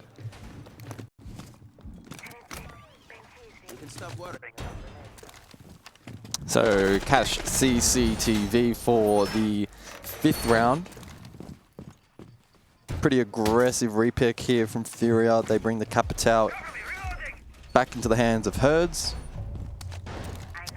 And that tool critical in dealing with Garage presence if it is to be in play from W7M, and considering his arm is in play, and I'm seeing some of those keeper barriers plays currently on the overhead. That will no doubt be a key objective for W7M in holding that position and making a default plant more challenging. FURIA had a pretty unorthodox method of clearing these particular positions last time. They postured a lot towards that kennels breach, set up crossfires, and tried to unlock it from there. Given where they've spawned and they're really posturing at the moment, probably suggesting that it's going to be a little bit more of a classical clear from them on this particular occasion. That does mean, though, they'll be feeding into the triple ADS setup. And Dodes, who can, at the best of times, be really, really powerful in that spot.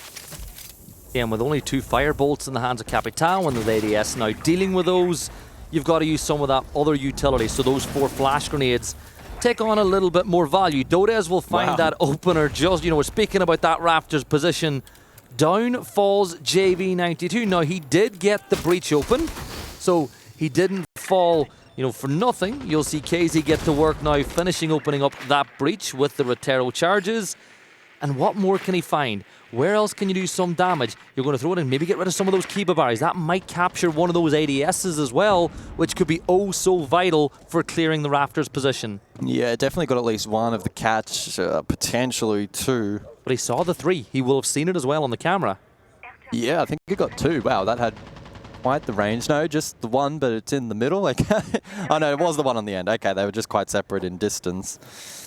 Will that be enough to be a difference maker, though? Dodes, can he hold the line? EMP, the catch nullified. The Flames likely to follow unless Dodos can deny. Not quite the case. Flames come through, but the air jab able to disrupt that, and so he can reposition. Drone on his spot, so he knows, or pardon me, FURIA know that he's moved. Dancing around this Kiba barrier. FURIA having teething issues in clearing this position, but finally they break through. And they've got 50 seconds to work with as well. JV92 has fallen, but you've now got control of Rafters. A smoke will be put so you can get up the stairs a little bit safer, but the barbed wire could be an issue, but nobody's holding that long angle that looks towards the stairs.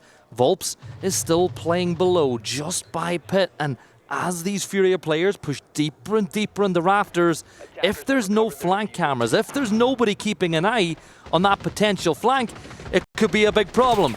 KZ will find a kill, but Herds has fallen during that one fight. KZ is going to go down now too. W7M and any 2 versus 1, they're going to get the res, but just as I spoke about it, the flank comes through and W7M will get another round and start the bleeding onto FURIA once more.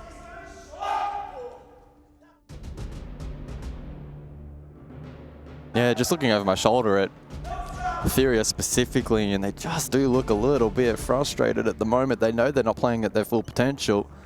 On the flip side, W7M, well, they just continue to be vocal as they have been throughout the day. Quite pleased with how things are eventuating here on Club. 4 rounds and potentially a 5th on the horizon. They find themselves 5-1 up. Again, it's FURIA, I don't count them out, but I think based on what FURIA we are seeing currently, it probably will be enough to seal the deal. We just need to see at least one player from FURIA just fire up here.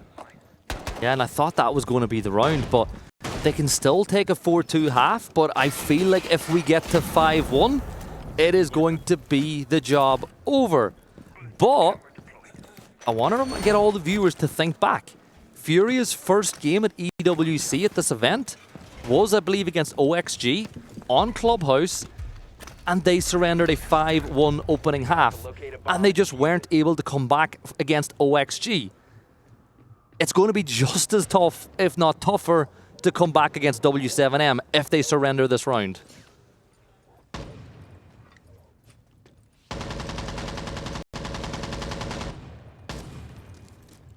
W7M will continue to bring the heat here. They're not giving FURIA any respite. During these executes, they're continually disrupting them, and the flow from FURIA that they're so accustomed to just hasn't been afforded to them. KZ below needs to be mindful of blue. That's a trade potential from Paolo in a moment's time, and there it is. So a 4 versus 4, you lose the Warden. Is that worth it for the death marks? I'm not quite sure on the Deimos. It's subjective. It does, though, mean that the 2 smokes in the pocket of the attack will be a little bit more impactful. You don't want to lose KZ either. It's a 3v3 as we've got essentially another trade as Philippox and Dots will remove each other from this matchup. Volps takes a ton of damage as his feet were revealed inside of Cash. Azami is now going to swing, so you can see that Nade has read the situation. Do some damage, then assume that Azami is going to try to play the trade. But there you go, swings around the corner. Nade will find one. It's a 2v2. In essence, we get another trade. 2v1, 1v1, and Nade will clean it up again. Furia will get 2 rounds. It's a 4-2 half for w7m. But any single time that Furia need a hero, it just seems to be Nade. That was such a classic Brazilian coded round, though, where it's trade, Yep. trade, trade, trade, trade. We don't see much action on the objective, and in the end, it was Furia who were just a little bit sharper in the end. And with that, they remain competitive. 2-4, a salvageable position if they can hold firm on defense. For the second half, then, it's an additional wave of bans. Double hard breach in Thermite and Ace, and then double denial in Kaid and Bandit, which we have become accustomed to here on Club. And I suppose most notably it does mean that the Monty will be available and likely exploited by attack. It's so funny because before CJX came out, if someone told you we're going to have a double hard breach and double denial ban on Clubhouse, you'd think that they were crazy. Yeah. But with CJX, with the fact you got an extra ban in the pocket after 3 rounds, it's something that you can afford to do. 4-2 w7m. Furia now switched to the defending half. Brazil, Furia, usually known for being solid on their defenses on Clubhouse, have been rattled on their defenses on every other map so far today. Can they claw this one back? Usually, when I work with Whippet, he likes to say that the 7th round, to him, is one of the most important rounds of any game of Siege because it's the momentum swinger. Yeah. You go from maybe 5-2 to potentially 4-3. I feel in this matchup between these 2 Brazilian sides, it takes on even more importance. Yeah, it can definitely be the tone setter, I think, for the half.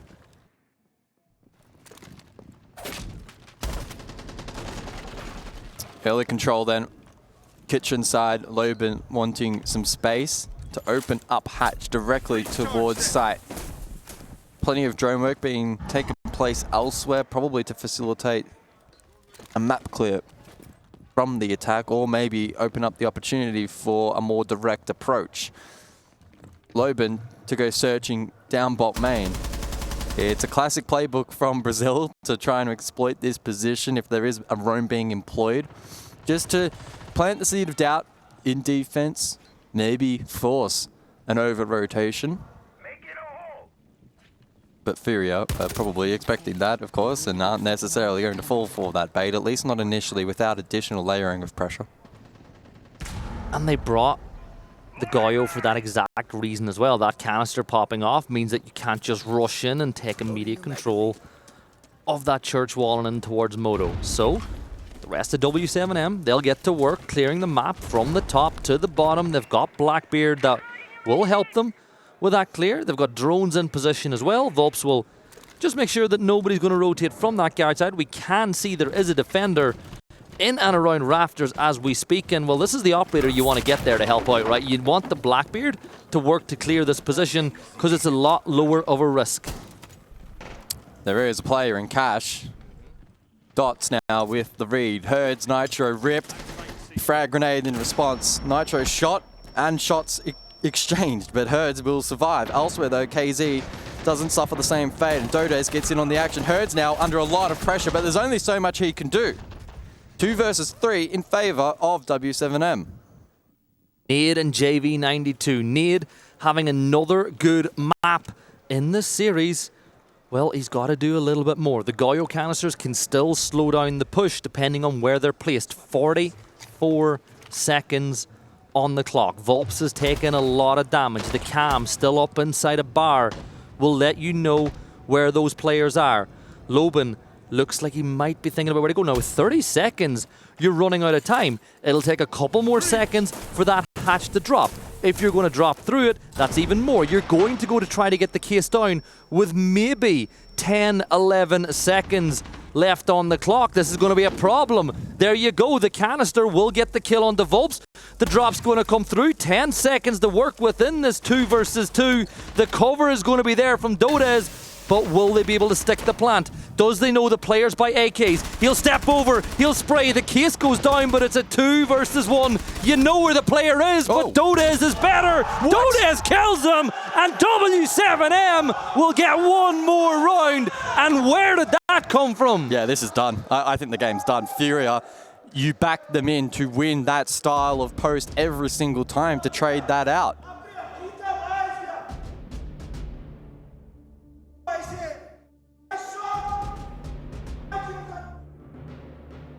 Yeah, I don't know what Norris is saying, but if you said you guys suck, you should have won that, he's probably on point in that particular round. That is a wild round for FURIA to be losing out on. Insane that they're allowing that position to be held in the post and not traded out efficiently. That's a mental buster now, and you're 5-2 down on Clubhouse. You can still bring this one back. Defense on this map can be so effective for FURIA, but w7m are just dismantling FURIA on their defenses time and time and time again. FURIA need this round. You give w7m a sniff of a map and series point, you can say goodbye to your chances at EWC. But for FURIA, slow everything down, calm the heart rates, try to play the tempo back into the defender's favor. But for w7m, things are looking bright. Yeah, it's not often I'd be calling it in favor of w7m this early against the likes of FURIA, but I just really don't think they're firing at the moment. Unless they can have that big highlight moment and have that a key player or two step up and be the one to thrive, I just don't see them being able to navigate back into this one. Because as a team, they're continually falling short. w7m, everybody is having impact. And everyone's stepping up when the moment calls. Gym Bedroom, 4 round number 8. Palu down below on the Nook Lurk. Looking to counter that BPC to his side. In a position to catch a rotate if there is to be one later on. And he does catch a rotate. JV92 in the grave. And things going from bad to worse. Loban gets the kill onto KZ as the numbers looking really good for w7m. 5-2 the scoreline, 5-3 inside the server as Dots is looking now to clear cache. They've got a ping on another one of those defenders, but how important could that be? Philippe Box retaking Raptors, gets a double kill. It's a 3v3 now as the IGL looks to drag his team back in. Now a player will go to Raptor's door. Nade gets the kill now too, but that reveals the position. The C4 thrown. Is he going to get one? It's shot out. No he does get way. traded, but he gets the kill. Palu in a 1 versus 2 for w7m. Position is known. He has a long ways to go. This has to be the cleanest trade, the cleanest hold that these two FURIA players are going to do all day, because Palu, if there's one thing Palu has, it is patience. And he has a minute to work with. He's already clutched up once here on Club. And if he clutches up again, it's a series point. Nade and Herds need to hold the line, hold the cross. They'll play compact. When one gets contact, the other swings. Can Palu line the No way. He gets one. The second No way, Palu! Palu clutches up for w7m. Are you kidding me? And it's not the first time on Clubhouse. Palu gets it done. You should not be losing in a 2v1 when you have the cross, but Palu will do it. 1 round away from sending FURIA home now, our w7m. Well, if it wasn't done after the last round, I think that one is absolutely the nail in the coffin. Nothing going the way of FURIA and everything going right for w7m. They quite literally can't put a foot wrong at the moment. It doesn't matter what gets thrown at them. They continue to have that clutch ability. crazy thing about all that is they did it with his own charm on the gun as well. Yeah. You know. Oh, the ultimate aura. But you think about it. It all started the knock pick. He went down below. He knew that someone would rotate up through blue, through secret, through Adam, whatever you want to call it. I mean, it was an insane start to the round. Then we saw Felipox with the Hero 3K despite being traded. That was huge. He should not have been allowed to get away with that. He put his team in the winnable position and they still couldn't win it with utility in hand, in play with the Kiba, or 2 versus 1. Probably played it to perfection. Up to 12 kills on Clubhouse. And it's 4 series points. W7M red hot at the moment. It feels like every single map we've been on, we've been in this position of like a 6-2. Yep. If I'm not wrong. And not once has the team at the wrong side of that scoreline been able to bring it back.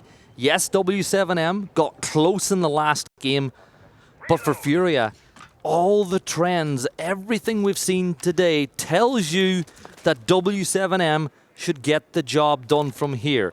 Your reload champions, former 6 invitational champions, back-to-back major champions. We know that they've got metal, but Lowen, he's got lead, and he gets that opening knock on the Felipox. It only feels inevitable at this point. In a moment's time, FURIA could be sent home by their Brazilian counterparts in W7M, and we know how deep this rivalry runs, and we expected it to be also close, but KZ with a clutch shot, the UMP onto the Blackbeard. 4 versus 4. The Blackbeard is down, out of this game. The case is cold, but there's still a minute and a half to work with. Look at the drone economy. They've almost got every single drone that they started the row round with, and they're still going to have those logic bombs that they can deploy a little bit later in the round. They've still got Loben on the Deimos who can identify where those... And there's a double. So you get the death mark. It's going to fail because of the mute jammer, and you target one of the players. So mute coming in clutch right there for FURIA, at least for this stage of the execute. 60 seconds then on the clock. Volp's looking to clear default. The verticality potential for this attacking lineup isn't great, but won't necessarily be required for a round win. Still 6 drones up for W7M, and so they'll look to likely gain some information through this portion of the round to set themselves up for that final execute. Volps, does he elect a hatch drop? Do they go for the push down main triple? Hatch drop likely their best option at this point in time, but there is still 1 nitro up for FURIA. Not only that, you've still got 2 death marks you can use. Now JV92, he will get a kill. It's a 4v3 with 24 seconds. But they've lost from worse positions than this already. 4v2 now, it's all down to Dodez if W7M want to win the map here. FURIA looking to crawl it back. Dodez inside blue, the flames will dissipate, and the kill from above, Herds, will keep FURIA in this, but for how much longer? Every journey starts with the first step, and they're 3 steps behind. Better from FURIA, W7M lacking in the execute. In fact, they weren't really able to posture for it in the end, but it got nicely disrupted by FURIA. They deserved the plaudits on that occasion. It didn't feel like a direct throw from W7M, but certainly a step up in terms of performance from a FURIA that haven't looked great here on Club so far. Can they turn it around? It'd be one of their great comebacks if they're able to do so. Final bans, both in the shield department. It's Blackbeard and Clash. They do have a history with you on the mic of making comebacks in games like this, Yeah. So you just never know. W7M have called that timeout, so I think that they just want to get it done now. We saw on the last map that in a similar situation, FURIA waited to the very final round in regulation to use theirs. But, like, it is defense on Clubhouse, so there is a chance for FURIA to get this one done, but they need to not make a single mistake, because you know the way W7M are playing, they'll capitalize on it.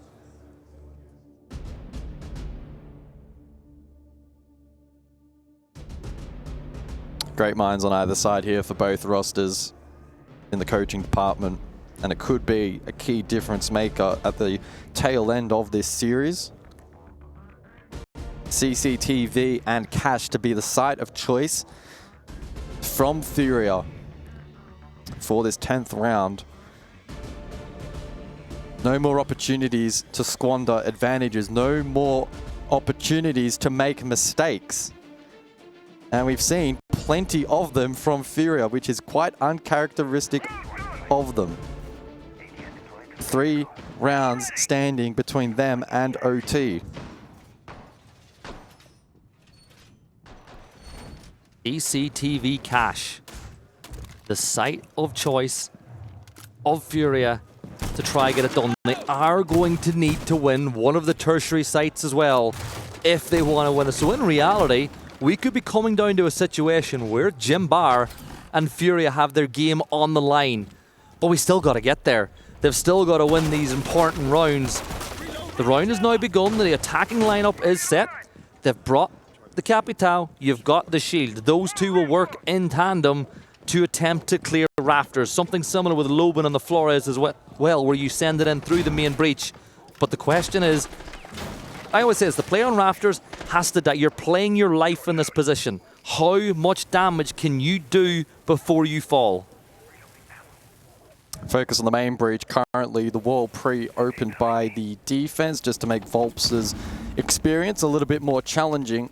But you're right, JV92 in a key power position, and he'll be eager to have as much impact as possible. Stall out this push headed by the Monty for as long as possible. 3 ADSs and the Wamai discs as well. This is going to be a utility fortress for JV92, but you cannot peek too aggressively. I know you're trying to get the kill that's going to help your side, but you've got to stall out the w7m push. You can see the breach. Not quite sure if it's been opened just yet. Maverick is still getting the work. They have stood the soft one, so Loban now will use the Rotero to open that up. W7M just slowly and methodically working their way through this checklist. Equally, much like JV92, they don't want to give anything away for free as well. Capital bolts being expended elsewhere on the map. That's outside Kennels, although JV92 on Rafters, as you can see in the outline, hasn't really been dissuaded from his position. There'll be pressure on Dots now on Monty to march forward, to put this player under the pump. This is dangerous. This is dangerous. The spray towards the door. He's going to get down the fire dart, but it's a 4v4, but Rafters has now been cleared. Philippox will find the position below. Might just be about to run into some trouble, as Palu might be not too far away.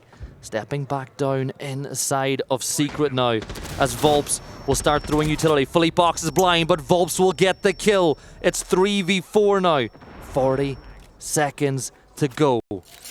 Loban's cleared it out. W7M looking to win the game here and now, Guz. But the case, importantly, is cold on Rafters. Yeah, they'll need to look to collect that. 30 seconds on the clock. W7M with advantage may have the win con of kills if required, but Dodes to retrieve kit, Palu to play Overwatch below, as well as Loban, who could creep red.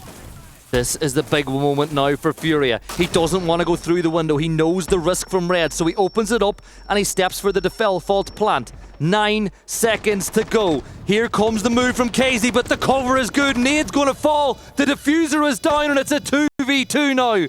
Rafters still controlled by Palu. He's falling back. He's been the star of the show. He's coming under pressure, but he's still alive. He will now be slain, though. One player left alive. Loban on the rappel. It's a triple for Nade, but can Loban make it happen? He knows it's going to come out. He wins his one. 20 seconds to go now. Whoa. He falls, and Herds will secure at least one more round for FURIA. Well, it doesn't get much closer than that. FURIA winning it out on the post with a player still on rappel and a second Rafters. You punch that into the calculator and more often than not, the attacking team is going to win that round. But that is a reflection of the resilience that FURIA can finally now tap into, have finally tapped into. We've waited quite a while for it in multiple portions of this series, but a 4-6 scoreline now 2 away from OT. The one thing is for sure, the more rounds FURIA win, the bigger the heartbreak if they eventually don't win this tie. W7M still, though, on match point.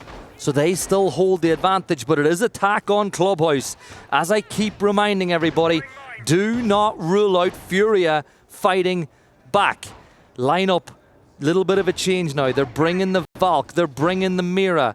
But as we said earlier, they win this round. It's got to be, you've got to be going to, it's just, like, where do you go to try to close this game out? Do you go back down to basement? It's a round that W7M have found a lot of success on, but we've still got to win this round before we can even think about it, I guess. Loading full magazine. Wall fortified. W7M bringing sense into the comp. No Warden spotted, Ying also included. Is that indicative of maybe something aggressive Jacuzzi side? Could they just be tools to help facilitate the clear from kennels across? Options are plenty. In the meantime, Loban as well on that Ying actually did take a bit of damage. I think that may have been Herds on the spawn pick attempt, but he's making his way back towards the objective now. Drone work early, garage side. And so there'll at least be an initial early map clear, but as is characteristic, work on the hard breach Jacuzzi side simultaneously.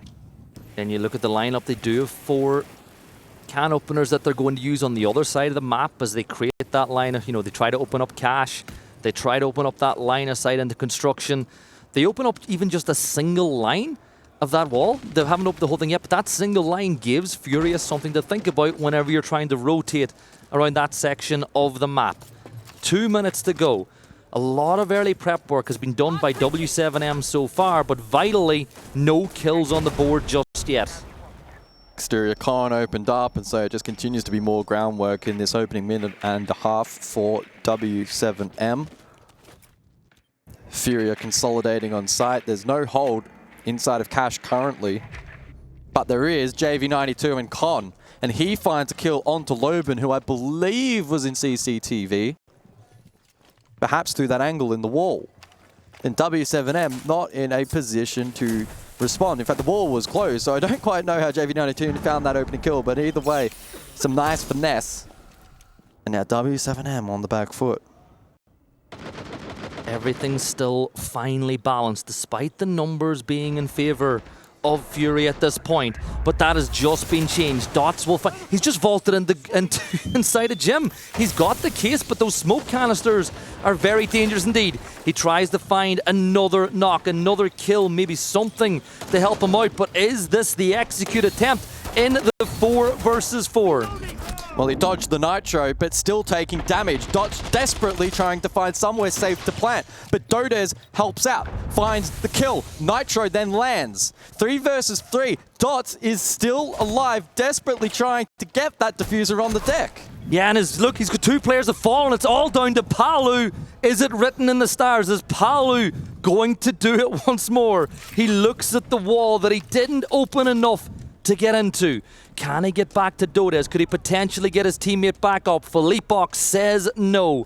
With 20 seconds to go, he's got to go the long way. He was in this exact same position before, but it was a 3 versus 2. But this time, he's not going to get it done. FURIA making sure we'll see every round in regulation. They're now 1 round away from overtime. W7M still 1 round away from the next matchup. I really didn't think that this was going to be another classic FURIA bounce back, but so far they have dug their heels in and W7M don't have the answers to match them. Good opening kill, no trade, and then FURIA consolidate and they don't throw. They made it really difficult at the end, and yeah, I don't think I've ever really labeled FURIA as throwing rounds, but today may be the exception. There have certainly been some. But they're finding form right when it matters the most. Big round at the Esports World Cup. FURIA, Reload champions, the top dogs in Brazil, are 1 round away from being eliminated and 1 round away from overtime. You think of the teams that have fallen so far. FaZe are out of this competition. We lost DZ earlier today. These are 2 of the best teams that we still have standing, And as you said, could it potentially be easier from here for the team that wins? Because this is a marquee matchup. Possibly, but I'm sure that's far from these 10 players' minds currently looking to find the advantage in this round. It's basement in play and a map clear likely. Hatches, though, reinforced outside of stock. And so Palu's role on the hard breach will be critical on Habano. But he'll be required a little bit later on. Currently, drone work in play, looking to spot out any players that may potentially be above. It's Herds and Bathroom, KZ, Logi. And they'll be looking to work together to stall out this attack. KZ, quite aggressive in Logi. If Dots drops, he could be under threat. Yeah, Dots has got to be careful. He's got full information. Look, this drone is not finally going to get spotted. Well, Philippox has gone down the kitchen. He's going to create Vert down below to try and counter this. Yeah, does he know Herds is going to get the opener? So Dots is gone. The shield is out of here now. A shotgun from KZ will find another one. It's a 5 versus 3. Don't want to get too excited just yet. There's still so much time in this game, and FURIA have given up bigger leads than this already on this matchup. But Guz, you've certainly given yourself a massive chance at overtime, but Dodez will eventually take down Herds. And w7m still with a lot of time to work with. Philippox still in kitchen. Ooh, and he gets caught. In the meantime, though, Palu also falls. And that means the Habana is off the board. Moto hatch, kitchen hatch, well, they're both still standing. One can opener, and Dodos has a decision to make if he elects to open one of those hatches. Loban as well, on the line in support, may still have a scan or two remaining. It's very much a potential winnable position for w7m, but they have to isolate picks, and that's tricky. The cam has already been dealt with inside Garage. It's 53 seconds, so still plenty of time to work with if you're w7m. All the defenders now have retreated back to site as the turtle defense will be used. But there's 40 seconds left to go.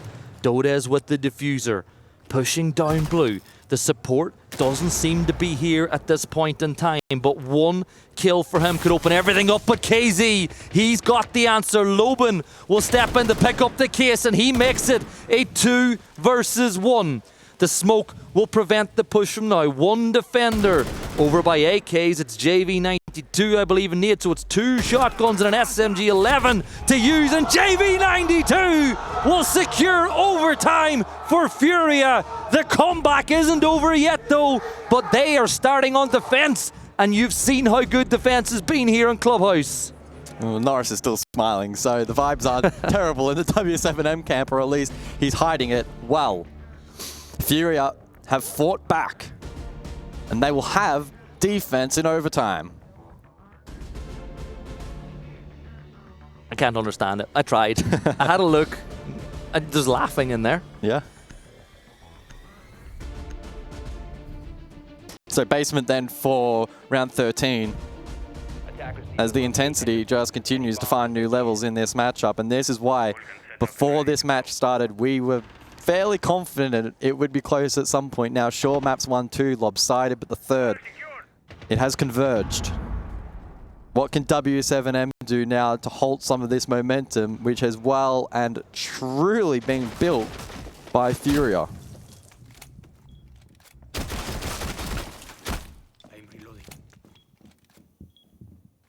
Basement defense to kick things off here in overtime. One of these teams will get the 2 chances to win the game in overtime. The other team will only get 1.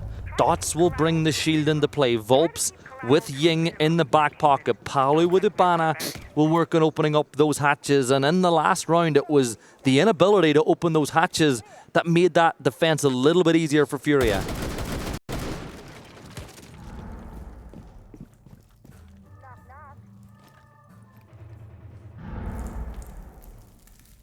It's a horizontal entry from Loban, but we'll need to be mindful that, much like the prior round, FURIA have the extension up above.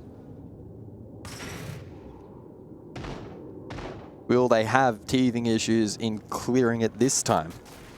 Also note, Felipox is hiding, I can only assume hiding, inside of bathroom, and that is a position that could potentially go uncleared as well.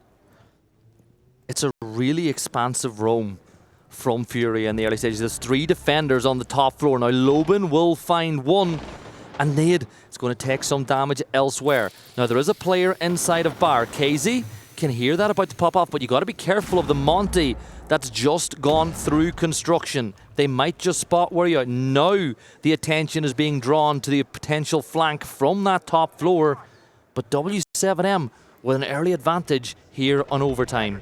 Oh, that's the Monty down. Well, that's a blow to this attack. Dot's 4-11, and it's been a rough map for him. As we eclipse the midpoint of the round, w7m now need to collect the pieces. And again, keep in mind, to reiterate, there's still 2 players above, and a live drone for Palu to try and maybe cut that down. Volp's on the balcony, and Palu collects. KZ, though, still inside of Jim, and lands the shot from Waits. 3 versus 3, minute on the clock, and w7m struggling for map control, but they finally get that kill. JV92 and Nade now need to fortify the objective. Nade half HP, and there's a lot of time for this attack to now work with. Yeah, it's got almost a minute left. They've got Palu still alive. He can open up those hatches, so they're not going to have the same issue that they had the last time they went to execute. Looks like he's going to push open through dirt, so maybe it's going to be a dirt kitchen hatch. At least make them think that that's the case. 35 seconds to go. Shotgun in the hands of JV92. He's only going to get a very quick window to try to get these kills. If they drop through that hatch, the stun grenade's going to be thrown, but it's not going to land. The push is going through bottom main. They've completely flipped it. Are they going to go in for that church tech? They're down there. Dodez is going to go open the wall, but time is the enemy as things stand. You really got to think Nade just has to win one fight here, and it could be enough. He steps over, but he's going to fall. But there's only 4 seconds. 1 versus 3. They step in. JV gets the kill, and Dodez is going to go for the plant. So rotate now. He's behind the table. The cover is good. The case goes down, and w7m are on the brink of going to match point again here in overtime, unless JV92 has something to say about it. Well, he's had some good moments in this matchup, but low on HP, now needs to play the best he has tonight. Can he break the cross? The answer, no. w7m reclaim series point. They had so many opportunities to win the game on attack and regulation, and they couldn't get that round. The first one in overtime, though, they're going to find it. So now, FURIA, your attacks have been excellent on the other 2 maps, but here on Clubhouse, you've been left wanted. You need to draw into the well. 1 successful attack just to give you the chance to close it out in defense, or will w7m finally twist the knife in FURIA and get the job done? Yeah, we just saw a huge commitment for FURIA on that top floor clear, and w7m were narrowly able to get that advantage. It then put the likes of Nade under so much pressure below, and despite there being so little time left, he just could not, for the life of him, catch a timing to get that critical kill. If he did, JV92 probably better postured to be able to do the rest of the work and get that round over the line. But not the reality we live in. w7m now with the lead, now on defense. Can they close it out here finally? Well, it is Jim Bedroom that could potentially be the final round here on Clubhouse. w7m already with a massive clutch on attack in this site. They don't want a clutch. They just want to get it done. They want to clean it up nice and easy. FURIA, they've got 2 hard breaches. They've got Selma there, and they've got the Maverick. So they have the tools in their belt that they need to open up Jacuzzi Wall, open up the wall into CCTV, and then potentially into Cache. So they have the tools they need to set up for that execute, to get things ready to make a push into the game. But all good plans can change very quickly once you get punched in the mouth, and w7m will be desperate to get the opening pick. 0 in play for this round, 6 cams now in total, and that could be a potential difference maker if Felipox can gain that information and then marshal the troops. Nav trick for Jacuzzi, and that will be followed up with the Vitero from Herds, presumably. The groundwork, as pretty much anticipated with these two, has been pretty good so far, and shouldn't see too many issues in that regard. Well, as I say that, Nate, this is the Mav, but you'll be able to quickly correct. Well dealt with. And in the meantime, Fleetbox has been scattering out that information on the 0. We'll see again if that could influence the late round. Almost at the halfway point of the round, Jacuzzi walls being opened. You can see that that Kiba barrier being thrown would at least let you know that somebody should be playing inside of Jim, tucked into the corner by the window, as it looks like they're just seeing if there's any utility to stop them going in. In particular, I think they're looking for that FNAT to see if they can walk on in. But those two Kiba barriers, they're going to be an issue if you want to step, because that forces you down the corridor directly towards this line of sight. Now, Dots, he's under pressure over by this Logi side as he's shooting all of those 0 cams as they're shot in. But a minute to go. Things, tempo-wise, really suiting W7M.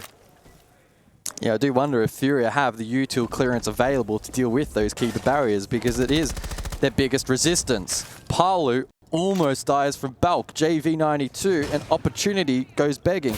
Jim, close. Loban, JV92 with the read, but he still loses the fight.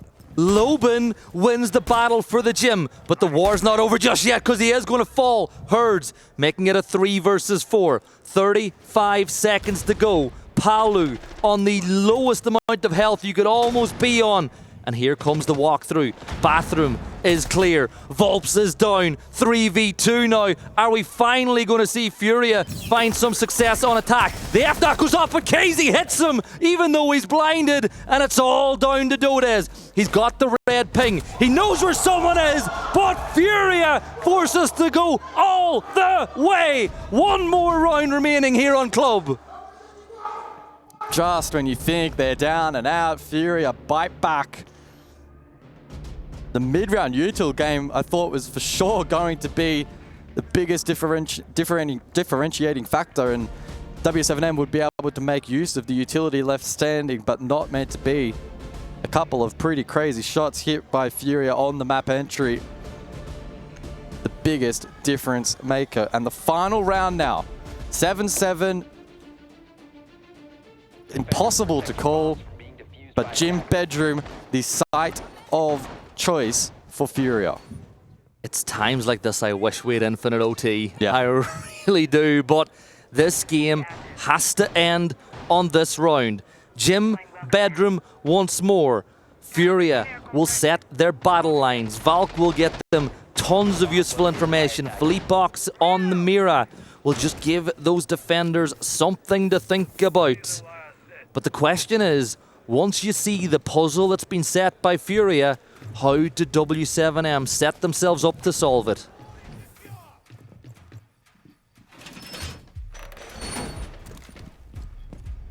Well, it's been a hard-fought series, and despite maps 1 and 2 not being particularly close, Clubhouse, it's been so difficult to split the two.